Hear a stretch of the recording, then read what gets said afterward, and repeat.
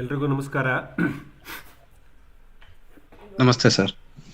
ಆ, ನಮ್ಮ ಪ್ರತಿ ವಾರದ ಬುಧವಾರ ಸಂಜೆ 8:30 ಗೂಗಲ್ ಮೀಟ್ ನೇರ ಪ್ರಸಾರ ವೆಬಿನಾರ್ ಕಾರ್ಯಕ್ರಮಕ್ಕೆ ನಿಮಗೆಲ್ರಿಗೂ ಸ್ವಾಗತ.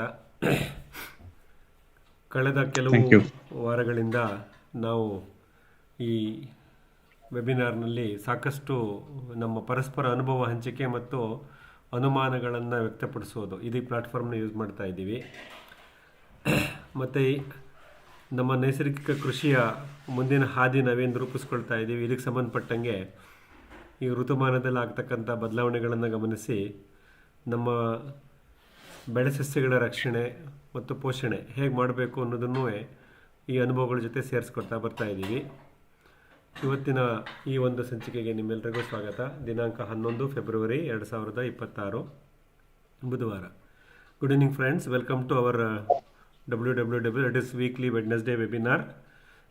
As all of you know, so every Wednesday 8:30 p.m. we will connect live on this Google Meet platform, and we will going to share our experience and discuss our doubts. We are also trying to understand different types of actionables that we need to plan in our farm to manage based on the transitions in the time frame. Now that we are moving from winter to the summer, there's a transition period, so a lot of activities we need to observe and also have to plan in our farm. Natural farming way ahead. This is the goal or a role which we have set for ourselves, and we are trying to understand what next in our principles of natural farming management. And our final objective is to make our farming practices very simple. Natural farming made simple. That's the tagline we are giving it to our farming practices. With this introduction, let us start. Today, before we start our mutual sharing, I am going to spend about a couple of minutes about one of the question being asked by one of our person in the network, in our network. So she was trying to understand how do we. Yeah, the question was, what is the preparation to plan and grow various seedlings within our farm for the coming planting season? So ಮುಂದಿನ ಒಂದು ಋತುಮಾನಕ್ಕೆ, ಬೇಸಿಗೆ ಮತ್ತು ಮುಂಗಾರು ಮಳೆ ಬರುತ್ತ ಸಮಯದಲ್ಲಿ ನಮ್ಮ ಕೃಷಿ ಭೂಮಿಗೆ ಬೇಕಾದಂತಹ ಸಸ್ಯಗಳನ್ನು ನಾವೇ ನರ್ಸರಿ ಮಾಡ್ಕೊಳ್ಳೋಂಗಿದ್ರೆ ಅದಕ್ಕೆ ಯಾವಾಗ ಸೂಕ್ತ ಸಮಯ ಮತ್ತು ಯಾವ ರೀತಿ ನಾವು ಅದಕ್ಕೆ ಪ್ರಿಪ್ರೇಷನ್ಸ್ ಮಾಡ್ಕೋಬೇಕು. ಮುಖ್ಯವಾಗಿ ಆ ಪ್ರಶ್ನೆ ಬಂದಿದ್ದು ಮಣ್ಣಿನ ದೃಷ್ಟಿಯಲ್ಲಿ.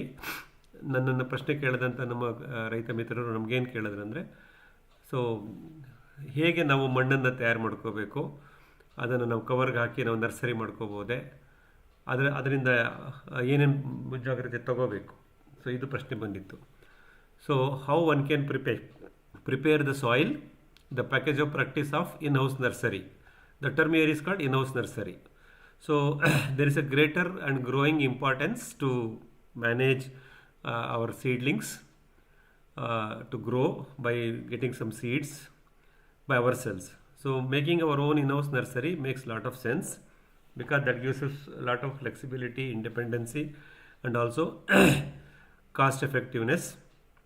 Only thing is we need to have the right type of seeds, appropriate seeds.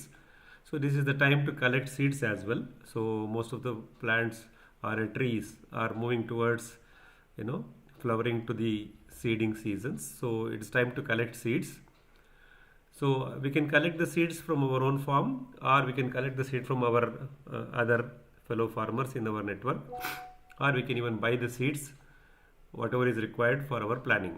So plan yourself what are the things we're going to plant in the coming months, that is April, May, June, and for which can we make our own efforts to make our own in-house nursery, and if yes, so what are the seeds we need to grow, how we grow, and where do we get the seeds from. So this is the time to just think on this. We have sufficient time based on the seedlings what we prepare and the average transplantation time of that seedling to the mainland. So we have sufficient time. Let us start planning from February itself.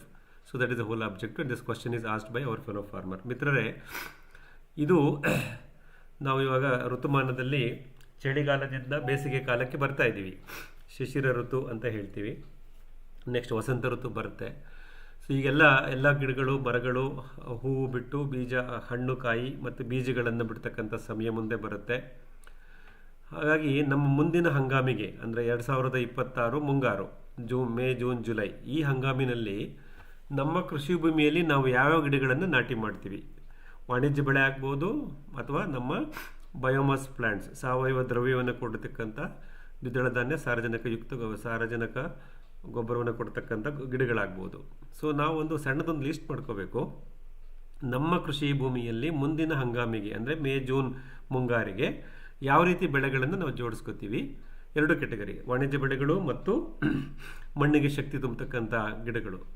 ಆ ಬೆಳೆಗಳನ್ನು ನಾವು ಎಲ್ಲೆಲ್ಲಿ ಹಾಕ್ಬೋದು, ಎಷ್ಟು ಹಾಕ್ಬೋದು, ನಿಮ್ಮ ತೋಟದಲ್ಲಿ ಓಡಾಡ್ಕೊಂಡು ಬನ್ನಿ. ಕೃಷಿ ಭೂಮಿನಲ್ಲಿ ಒಂದು ಲಿಸ್ಟ್ ಮಾಡ್ಕೊಳ್ಳಿ, ಇನ್ವೆಂಟರಿ ಲಿಸ್ಟ್ ಮಾಡ್ಕೊಳ್ಳಿ 2 ಹೆಡ್ಡಿಂಗಲ್ಲಿ. ಆಮೇಲೆ ಆ ಗಿಡಗಳನ್ನು ನಾವು ಹೇಗೆ ತೊಗೊಂಬಂದು ಹಾಕಬೇಕು. ನಾವೇ ನಮ್ಮ ಕೃಷಿ ಭೂಮಿನಲ್ಲೇ ಯಾವುದೋ ಒಂದು ನಿರ್ದಿಷ್ಟ ಜಾಗದಲ್ಲಿ ಒಂದು ನರ್ಸರಿನ ಮಾಡ್ಕೋಬೋದಾದರೆ ಅದನ್ನು ಹೇಗೆ ಮಾಡೋದು, ನಮ್ಗೆ ಯಾವ ರೀತಿ ಗಿಡಗಳು ಬೇಕು, ಎಷ್ಟು ಸಂಖ್ಯೆಯಲ್ಲಿ ಗಿಡಗಳು ಬೇಕು, ಅಷ್ಟು ಸಂಖ್ಯೆಯ ಗಿಡಗಳಿಗೆ ಎಷ್ಟು ಥರದ ಬೀಜಗಳು ಬೇಕಾಗತ್ತೆ, ಇದೆಲ್ಲವನ್ನು ಒಂದು ಲಿಸ್ಟ್ ಮಾಡ್ಕೊಂಡು ಆ ಬೀಜಗಳನ್ನು ನಾವು ಸಂಗ್ರಹಿಸ್ತಾ ಬರೋಣ. ಹೇಗೆ ಸಂಗ್ರಹಿಸ್ಬೋದು? ಒಂದು, ನಮ್ಮ ಕೃಷಿ ಭೂಮಿಯಲ್ಲೇ ಸಿಗ್ತಕ್ಕಂಥ ಬೀಜಗಳನ್ನು ಸಂಗ್ರಹಿಸಿ ನಮ್ಮ ಸಂಪರ್ಕದಲ್ಲಿರ್ತಕ್ಕಂಥ ಇತರ ರೈತರಿಗೆ ಅದನ್ನು ಮಾಹಿತಿ ಕೊಡ್ತಾ ಹೋಗೋಣ, ಅವ್ರಿಗೆ ಅದನ್ನು ತಲುಪಿಸೋಣ. 2, ಸೊ ಬೇರೆ ಕೃಷಿ ತೋಟಗಳಲ್ಲಿ ಸಿಕ್ಕಿದ್ರೆ ಅದನ್ನು ಹೋಗಿ ಕಲೆಕ್ಟ್ ಮಾಡ್ಕೊಂಡು ಬರೋಣ. ಅಥವಾ ಕೆಲವರು ಸೀಡ್ ಕಲೆಕ್ಟರ್ಸ್ ಅಂತಲೇ ಇರ್ತಾರೆ, ಬೀಜವನ್ನು ಸಂಗ್ರಹಿಸಿ ಇಟ್ಕೊಂಡಿರ್ತಾರೆ, ಅವರನ್ನು ನಾವು ಸಂಪರ್ಕ ಮಾಡಿ ಬೀಜಗಳನ್ನು ಪಡ್ಕೊಳ್ಳೋಣ.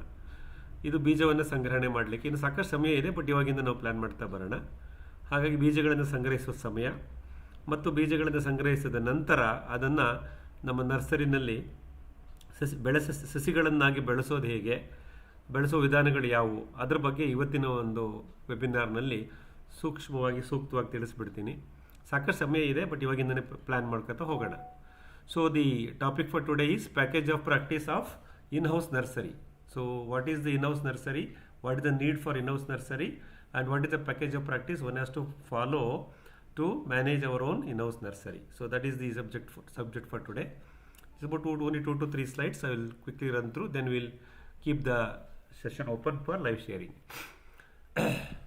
ಸೊ ಮಿತ್ರರೇ, ಈಗ ನಾವು ನರ್ಸರಿನ ನಮ್ಮ ತೋಟದಲ್ಲೇ ನಾವು ಮಾಡಬೇಕು ಅಂದಾಗ ನಮಗೆ 2 ಆಯ್ಕೆಗಳಿರುತ್ತೆ. ಒಂದು, ನರ್ಸರಿ ಬ್ಯಾಗ್ ಅಂತ ಹೇಳ್ತೀವಿ. ಪ್ಲಾಸ್ಟಿಕ್ ಕವರ್ಗಳಲ್ಲಿ ಅಥವಾ ಬೇರೆ ಇದರಲ್ಲಿ ನರ್ಸರಿ ಬ್ಯಾಗ್ನ ನಾವು ತೊಗೊಂಬಂದು, ಆ ನರ್ಸರಿ ಬ್ಯಾಗು ಯಾವ ಸೈಜ್ ಬೇಕೋ ಆ ಸೈಜ್ ನರ್ಸರಿ ಬ್ಯಾಗ್ ತೊಗೊಂಬಂದು ಅದಕ್ಕೆ ನಾವೇ ಮಿಶ್ರಣ ಮಾಡಿದಂಥ ಒಂದು ಮಣ್ಣು ಮಿಶ್ರಣವನ್ನು ಅದಕ್ಕೆ ತುಂಬಿ ನಮಗೆ ಬೇಕಾದಂಥ ಬೀಜವನ್ನು ಅದರಲ್ಲಿ ಹಾಕಿ ಅದರಲ್ಲಿ ನಮ್ಮ ನರ್ಸರಿ ಗಿಡಗಳನ್ನು ಬೆಳೆಸ್ಕೊಳ್ಳೋದು. ಮೊದಲನೇ ವಿಧಾನ ನರ್ಸರಿ ಬ್ಯಾಗ್ನಲ್ಲೇ ಬೆಳೆಸೋದು. 2ನೇ ವಿಧಾನ ಇದು ರೈಸ್ಡ್ ಬೆಡ್ ಅಂತ ಹೇಳ್ತೀವಿ, ಏರುಮಡಿ ಪದ್ಧತಿ. ನಮ್ಮ ಕೃಷಿ ಭೂಮಿಯ ಎಲ್ಲಿ ನೆರಳು ಮತ್ತು ತೇವಾಂಶ ಇರುತ್ತೋ ಆ ಜಾಗದಲ್ಲಿ ಒಂದು ಏರುಮಡಿ ಮಾಡಿಕೊಂಡು ಆ ಏರುಮಡಿ ಪದ್ಧತಿನಲ್ಲಿ ನಮಗೆ ಬೇಕಾದಂಥ ಬೀಜಗಳನ್ನು ನೆಟ್ಟು ಬೆಳೆಸೋದು. ಈ 2 ವಿಧಾನಗಳಲ್ಲಿ ನಾವು ಗಮನಿಸ್ತಾ ಹೋಗ್ಬೋದು. ಸೊ ಯಾವ ವಿಧಾನ ಸೂಕ್ತ, ಯಾವ ವಿಧಾನವನ್ನು ನಾವು ಅನುಸರಿಸ್ಕೋಬೇಕು, ಅಥವಾ ಯಾವ ರೀತಿಯ ಬೀಜಗಳನ್ನು ಬೆಳೆದು ನಾವು ನರ್ಸರಿ ರೆಡಿ ಮಾಡ್ಕೋತೀವಲ್ಲ ಅದಕ್ಕೆ ಬ್ಯಾಗ್ ವಿಧಾನ, ನರ್ಸರಿ ಬ್ಯಾಗ್, ಪ್ಲಾಸ್ಟಿಕ್ ಬ್ಯಾಗ್ ವಿಧಾನ ಅನುಕೂಲನೇ ಅಥವಾ ರೈಸ್ಡ್ ಬೆಡ್ಡಲ್ಲೇ ಮಾಡ್ಕೋಬಹುದೇ, ಯಾವುದು ನಮಗೆ ಕಡಿಮೆ ವೆಚ್ಚದಲ್ಲಿ ನಾವು ನಿರ್ವಹಣೆ ಮಾಡಬಹುದು, ಒಳಸರಿ ವೆಚ್ಚ ಕಮ್ಮಿ ಮಾಡಬೇಕಲ್ವಾ, ಅದನ್ನು ಮಾಡೋದು ಹೇಗೆ, ಈ 2 ವಿಧಾನಗಳನ್ನು ಇರುತ್ತೆ. ಸೊ ನಿಮಗೆ ಅನುಕೂಲ ಆಗಾಗಿ ಇವೆರಡರಲ್ಲಿ ಯಾವುದನ್ನು ಸೆಲೆಕ್ಟ್ ಮಾಡ್ಕೊಳ್ಳಿ, 2ನ್ನೂ ಮಾಡ್ಕೊಳ್ಳಿ, ತೊಂದರೆ ಇಲ್ಲ, ನಿಮ್ಮ ಅನುಕೂಲಕ್ಕೆ ತಕ್ಕಂಗೆ ಮಾಡ್ಕೊಂಡು ಬನ್ನಿ. So we can choose either of the option, that is the growing on a nursery bag nor as on a raised bed. So we can choose either of the option or both the options as the case may be. So the choice is ours. Our final objective is to reduce the input cost. Obviously, when you go for nursery bags, you have to buy the bags, you have to put labor to fill the planting material into that seeding material into that bag, and then the seeds. In the case of raised bed, you just prepare the bed and then start sowing your seeds directly on the bed, so that you can avoid the use of that plastic bags and the labor required to fill that bag. So which one we use, whether we use the packet type approach or a raised bed approach. So that is the decision we need to take based on our crop selections or the seed selections. So irrespective of this, which one we use, we will need to prepare what is called the soil mix. So the soil mix what we prepare to raise our own in-house nursery should essentially consist of these 4 items and the given percentage. The red soil, the top soil in our farm or any other place, we can get this red soil or quality topsoil. It should be quality topsoil. Will be about 60% of the material of the soil quantity. The organic manure, we can mix any organic manure up to 20%. This should be fully digested organic manure, which will be about 20%. If it is partially digested, then what will happen? The decomposition of this organic manure starts happening on our raised bed or in our cover. That will again create the multiplication of decomposing microbes and increase the temperature. So we have to use fully decomposed or fully digested organic manure, which is approximately 20%. Then we have to mix sand also without stones. So small stones are allowed, but not the bigger stones. So sand can be used up to 10%. The presence of sand in the pot mix or on the raised bed will create what is called perforations or the aeration for the roots to expand, to germinate and expand. So sand plays a very important role. It creates aeration inside the nursery bed or the nursery cover. Next, we can also add a little bit of neem cake powder. So this will create kind of a resistance to some of the diseases, soil-bound diseases, which can come from the red soil, which you get it from outside. So these are the precautions. These are the compositions on this percentage. So this is an approximation. Depends on availability. You can choose how much you want and prepare your own mixture. ಮಿತ್ರರೇ, ನಮ್ಮ ಈ nursery ಕವರ್ಗೆ ಹಾಕಲಿಕ್ಕೆ ಅಥವಾ ನಮ್ಮ ಏರುಮಡಿ ಪದ್ಧತಿನಲ್ಲಿ ನಾವು ಬೀಜಗಳನ್ನು ಬಿತ್ತನೆ ಮಾಡೋಕ್ಕೆ ಮುಂಚೆ ಮಡಿಯನ್ನು ಸಿದ್ಧತೆ ಮಾಡಿಕೊಂಡು ಅದರ ಮೇಲೆ ಮೇಲ್ಮಣ್ಣನ್ನು ಸೃಷ್ಟಿ ಮಾಡ್ಕೊತೀವಿ. ಆ ಮೇಲ್ಮಣ್ಣಿನಲ್ಲಿ ಈ 4 ವಿಧವನ್ನು ನಾವು ಗಮನಿಸ್ಬೋದು. ಮೊದಲನೇದು ಮೇಲ್ಮಣ್ಣು ಅಥವಾ ಕೆಂಪು ಮಣ್ಣು, ಅಥವಾ ನೀವು ಬೇರೆ ಕಡೆಯಿಂದ ಕೆಂಪಣ್ಣೆ ತರಿಸ್ಕೋಬಹುದು, ನಿಮ್ಮ ಕೃಷಿ ವಿಭಿನ್ನದಲ್ಲಿ ಸಿಕ್ಕಿದ್ರೆ ತರಬಹುದು. ಆದಷ್ಟು ಇದು ಮೇಲ್ಮಣ್ಣಾಗಿರಬೇಕು. ಸೊ ಇದು ಒಂದು 60% ಅಷ್ಟು ಇರುತ್ತೆ, ನಮ್ಗೆ ಎಷ್ಟು ಮಣ್ಣು ಬೇಕಾದ್ರದ್ರ ಮೇಲೆ ಸಾಂದ್ರತೆ. ಮತ್ತು ಸಾವಯವ ಗೊಬ್ಬರ, ಸಂಪೂರ್ಣವಾಗಿ ಕಳಿತ ಸಾವಯವ ಗೊಬ್ಬರ 20% ಇರಬೇಕು. ಈ ಸಂಪೂರ್ಣವಾಗಿ ಕಲಿದು ಭಾಳ ಮುಖ್ಯವಾಗುತ್ತೆ. ಯಾಕೆಂದರೆ ಅರ್ಧಂಬರ್ಧ ಕಳಿತ ಗೊಬ್ಬರವನ್ನು ತಂದಾಕ್ದಾಗ ನಮ್ಮ ಬೆಡ್ಡಲ್ಲಾಗ್ಬೋದು ಅಥವಾ ನಮ್ಮ ನರ್ಸರಿ ಬ್ಯಾಗಲ್ಲಾಗ್ಬೋದು, ಮತ್ತು ಅದು ಡಿಕಂಪೋಸಿಂಗ್ ಬ್ಯಾಕ್ಟೀರಿಯಾಗಳು, ಕಳಿಸುವ ಸೂಕ್ಷ್ಮಜೀವಿಗಳಿಗೆ ಒಳಪಡುತ್ತೆ. ಹಾಗಾಗಿ ಅದನ್ನು ನಾವು ಸಂಪೂರ್ಣವಾಗಿ ಕಳಿತಂಥ ಸಾವಯವ ಗೊಬ್ಬರವನ್ನು ತರೋದು ಒಳ್ಳೆಯದು. ಮತ್ತು ಸ್ವಲ್ಪ ಮರಳನ್ನು ಮಿಶ್ರಣ ಮಾಡಬೇಕು, 10%. ಮರಳು ಮಿಶ್ರಣ ಮಾಡೋದ್ರಿಂದ ಗಾಳಿ ಆಡುವಿಕೆ ಸುಲಲಿತವಾಗುತ್ತೆ, ನೀರು ಸರಾಗವಾಗಿ ಹರಿದು ಆಚೆ ಹೋಗುತ್ತೆ, ಬೀಜದ ಮೊಳಕೆ ಮತ್ತು ಬೇರುಗಳ ರಚನೆಗೆ ಅದು ಸಹಕಾರಿಯಾಗುತ್ತೆ. ಸೊ ಹಾಗಾಗಿ ನಾವು ಗಮನಿಸ್ತಾ ಬರಬೇಕು. ಮತ್ತು ಬೇವಿನ ಹಿಂಡಿಯ ಪುಡಿ ಒಂದು 10% ಮಿಶ್ರಣ ಮಾಡೋಣ. ಬೇವಿನ ಹಿಂಡಿಯನ್ನು ಮಿಶ್ರಣ ಮಾಡೋದ್ರಿಂದ ಮಣ್ಣಿನಲ್ಲಿ ಇರಬಹುದಾದಂಥ ಹಾನಿಕಾರಕ ಸೂಕ್ಷ್ಮಜೀವಿಗಳನ್ನು, ಬ್ಯಾಕ್ಟೀರಿಯಾಗಳನ್ನು ಇದು ನಿಯಂತ್ರಣ ಮಾಡಲಿಕ್ಕೆ ಸಹಾಯ ಮಾಡುತ್ತೆ. ಈ ಒಂದು ರೇಷಿಯೋದಲ್ಲಿ ನಾವು ಈ 4 ಥರದ ಐಟಮ್ನ ತೊಗೊಂಬಂದು ನಮ್ಮ ಸಾಯಿಲ್ ಮಿಕ್ಸ್ ಅಥವಾ ಮಣ್ಣಿನ ಮಿಶ್ರಣ ನರ್ಸರಿ ಗಿಡದ ಮಣ್ಣಿನ ಮಿಶ್ರಣವನ್ನು ತಯಾರು ಮಾಡ್ಕೊಳ್ಳೋಣ. ನೆಕ್ಸ್ಟ್ ಏನು, ಮೊದಲನೇ ಹಂತ ಬೀಜೋಪಚಾರ. ಸೊ ನಾವು ಯಾವುದೇ ಬೀಜವನ್ನು ನಾವು ನರ್ಸರಿ ಕವರ್ಗಾಗ್ಬೋದು ಅಥವಾ ರೈಸ್ಡ್ ಬೆಡ್ ಮೇಲೆ ಹಾಕುವಾಗ ಮುಂಚೆ ನಾವು ಅದಕ್ಕೆ ಬೀಜೋಪಚಾರ ಮಾಡಬೇಕಾಗತ್ತೆ. ಅದಕ್ಕೆ ನಾವು ಬಳಸುವ ಸೂಕ್ಷ್ಮಜೀವಿಗಳ ದ್ರಾವಣ activated effective micro organism 1 hariyali, AEM hariyali ಅಂತ ಹೇಳ್ತೀವಿ. ಇದನ್ನು ನಾವು ಬಳಸ್ತಾ ಇರ್ತೀವಿ. ಸೊ ನೀವು EM1 ದ್ರಾವಣವನ್ನು, ಮೂಲ ದ್ರಾವಣವನ್ನು ಆಕ್ಟಿವೇಟ್ ಮಾಡಿಕೊಂಡು EM1 ಹರಿಯಾಲಿ ಅದನ್ನು ಫರ್ದರ್ 1:20 ಅಥವಾ 1:10 ಡೈಲ್ಯೂಟ್ ಮಾಡಿಕೊಂಡು ಅದರಲ್ಲಿ ನಮ್ಮ ಬೀಜೋಪಚಾರ ಮಾಡಬೇಕು. ಬೀಜಗಳನ್ನು ಬೀಜೋಪಚಾರ ಮಾಡಬೇಕಾದ್ರೆ ನೇರವಾಗಿ ಬೀಜವನ್ನು ನೀರಿನಲ್ಲಿ ನೆನೆ ಹಾಕಬೇಡಿ. ಒಂದು ಬಟ್ಟೆಯಲ್ಲಿ ಗಂಟು ಕಟ್ಟಿ ಬಕೆಟಿನ ನೀರಿನಲ್ಲಿ AEM ದ್ರಾವಣವನ್ನು ಹಾಕಿ ಬಕೆಟಲ್ಲಿ ಮುಳುಗಿಸಿ ಅಥವಾ ಸಸ್ಪೆನ್ಷನ್ ಮೋಡಲಿಟಿ. ನಂತರ ಅದನ್ನು ನೆರಳಿನಲ್ಲಿ ಬಟ್ಟೆಗಂಟನ್ನು ತೆಗೆದು ಒಂದು 2-3 ಗಂಟೆ ಕಾಲ ನೆನೆಸಿ ಬಟ್ಟೆಗಂಟನ್ನು ತೆಗೆದು ಅದನ್ನು ನೆರಳಿನಲ್ಲಿ ಒಣಗಿಸಿ ನಂತರ ನಿಮ್ಮ ನರ್ಸರಿ ಕವರ್ಗೆ ಅಥವಾ ರೈಸ್ಡ್ ಬೆಡ್ಗೆ ಹಾಕಲಿಕ್ಕೆ ಉಪಯೋಗಿಸ್ಕೊಳ್ಳಿ. ಸೊ ಮೊದಲನೇ ಹಂತ ಬೀಜೋಪಚಾರ. The first step is seed treatment. Here will going to use the microbial culture liquid called activated effective micro organism 1 Hariyali. Will get the source EM1 and then we activate it. We dilute it 1:10 or 1:20, the activated EM, and we should not submerge the seeds as it is into this AEM liquid. We should put it into a cloth bag and submerge it into this soil, into the liquid. Leave it for a couple of hours, then do the shade drying, and they can use it for your planting the seeding on your raised bed or on the nursery cover which you have prepared. Next, they drench the soil while mixing or while filling the cover with activated EM. It is not enough that we do the seed treatment of seeds. Even that soil, the top soil on the raised bed or on the nursery cover, we should drench it with the activated EM1. We are inoculating the EM1 or the microbes into the soil. ನಂತರ ಮಣ್ಣಿಗೆ ನಾವು ಉಳಿದಂಥ ಈ AEM ದ್ರಾವಣವನ್ನು ನಮ್ಮ ಮಣ್ಣಿಗೂ ಸಹ ಸೇರಿಸ್ತಾ ಬರಬೇಕು. ಈ ರೀತಿ ಮಾಡೋದ್ರಿಂದ ಮಣ್ಣಿನಲ್ಲಿ ಸಹ ಒಂದು ಸೂಕ್ಷ್ಮಜೀವಿಗಳ ಸಾಂದ್ರತೆ ಮತ್ತು ವೈವಿಧ್ಯತೆ ಸೃಷ್ಟಿಯಾಗುತ್ತೆ. ಅದು ನಮ್ಮ ಬೀಜದ ಮೊಳಕೆಯ ಕಾಲದಲ್ಲಿ ಮತ್ತು ಬೇರುಗಳ ರಚನೆ ಕಾಲದಲ್ಲಿ ಈ ಸೂಕ್ಷ್ಮಜೀವಿಗಳು ಸಾಕಷ್ಟು ಪರಿಣಾಮವನ್ನು ಬೀರ್ತವೆ. Ensure shade plus moisture during the nursery days. So the nursery days can be as low as 5 to 6 weeks, that is about 30 to 45 days, or it can go up to 90 days also, depends on what seeds you are growing on the nursery bag or a raised bed. But to the entire duration of your nursery days, you have to ensure sufficient shade and appropriate moisture. So care should be given for these two factors. So ನಮ್ಮ ಈ ನರ್ಸರಿನಲ್ಲಿ ನಾವು ಬೆಳೀತಕ್ಕಂಥ ಬೀಜಗಳು ಮೊಳೆತು ಅದನ್ನು ನಾವು ಮುಖ್ಯ ಭೂಮಿಗೆ ವರ್ಗಾಯಿಸಲಿಕ್ಕೆ ಸಾಕಷ್ಟು ಸಮಯ ಬೇಕಾಗುತ್ತೆ. ಕೆಲವು ರೀತಿಯ ಬೆಳೆ ಸಸ್ಯಗಳು 30ರಿಂದ 45 ದಿವಸದಲ್ಲೇ ನಾವು ನಾಟಿ ಮಾಡಲಿಕ್ಕೆ ರೆಡಿ ಆಗ್ತವೆ. ಕೆಲವು 2.5 ತಿಂಗಳು 3 ತಿಂಗಳ ತನಕ ಹೋಗ್ಬೋದು. ಅದನ್ನು ನಾವು ನರ್ಸರಿ ಡೇಸ್ ಅಂತ ಕರೆಯೋಣ. ಈ ನರ್ಸರಿ ದಿನಗಳಲ್ಲಿ ಪ್ರತಿದಿನವೂ ನಾವು ಅಲ್ಲಿ ಅದು ನೆರಳು ಮತ್ತು ಸಾಕಷ್ಟು ನೆರಳು ಮತ್ತು ತೇವಾಂಶ ಇದನ್ನು ಕಾಪಾಡಬೇಕು. ತೇವಾಂಶ ಭಾಳ ಮುಖ್ಯವಾಗಿರುತ್ತೆ. ಅತಿಯಾದ ಮಳೆ ಬೀಳುವಂಥ ಜಾಗದಲ್ಲಿ ಇಡಬೇಡ್ರಿ, ಬಟ್ ತೇವಾಂಶ ಮಾತ್ರ ಕಾಪಾಡ್ತಾ ಬರಬೇಕು. ನೇರವಾಗಿ ಬಿಸಿಲು ಬೀಳಬಾರ್ದು, ತೇವಾಂಶ ಕಾಪಾಡಬೇಕು.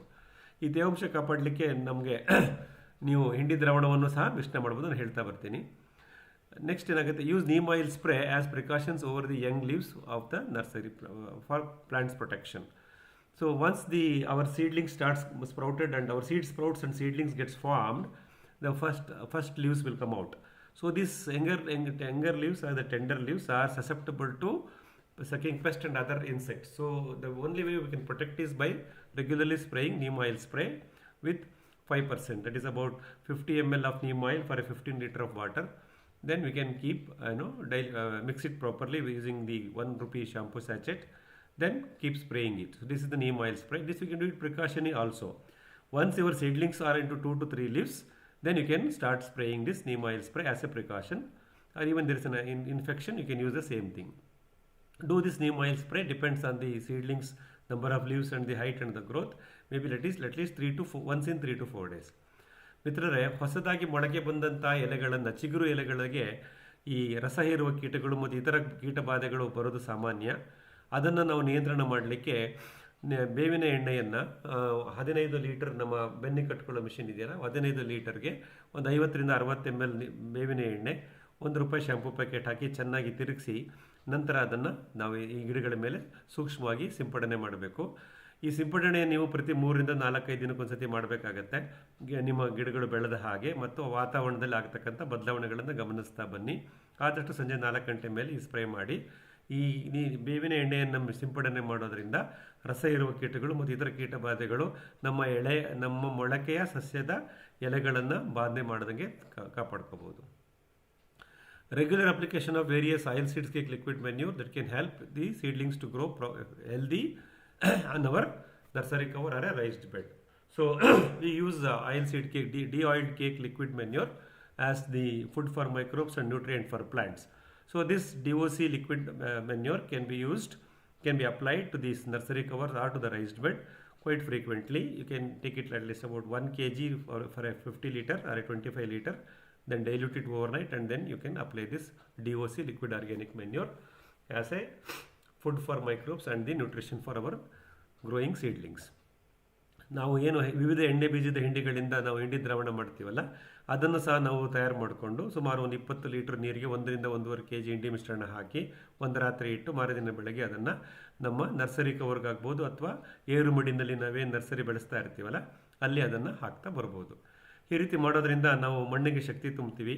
ನಾವು ಕೊಡ್ತಕ್ಕಂಥ ಹಿಂಡಿ ದ್ರಾವಣದಲ್ಲಿ ನಾನು ಆಲ್ರೆಡಿ ಹೇಳಿದಾಗೆ ಸೂಕ್ಷ್ಮಜೀವಿಗಳಿಗೆ ಆಹಾರ ಸಿಗುತ್ತೆ ಮತ್ತು ನಮ್ಮ ಬೆಳೆಯುತ್ತಿರುವ ಮೊಳಕೆ ಸಸ್ಯಕ್ಕೆ ಪೋಷಕಾಂಶಗಳನ್ನು ನಾವು ಮಣ್ಣಿನ ಮುಖಾಂತರ ದ್ರವ ರೂಪದಲ್ಲಿ ಕೊಟ್ಟಂಗಾಗುತ್ತೆ. Plan the seedling transplanting after the appropriate days. So how many, as I already said, there some seedlings will be ready for transplanting in 45 days, some may take about 60 to 90 days. So depends on what age you wish to transplant. You can decide the calendar, accordingly plan your transplanting schedules. Again, the care should be taken that allow sufficient stem sizing but avoid overroot growth. This is the two boundaries at which you can decide when the plant is ready for transplanting. You should have sufficient stem sizing. Stem should be harder, tougher enough to support the transplanting stress. Plus, you should have sufficient root growth, but avoid excessive root growth because we're going to growing in a small bed or a nursery cover. So these are the indications and the thresholds at which we should be able to decide when our plant is ready for transplanting. Subject to suitable conditions on the mainland, you can plan your transplanting. ಈ ನಮ್ಮ nursery ಕವರ್ನಿಂದ ಅಥವಾ ಏರುಮಡಿಯಿಂದ ಬೆಳೆದಂಥ ನಮ್ಮ nursery ಗಿಡಗಳನ್ನು ಮುಖ್ಯ ಭೂಮಿಗೆ ವರ್ಗಾಯಿಸಬೇಕು.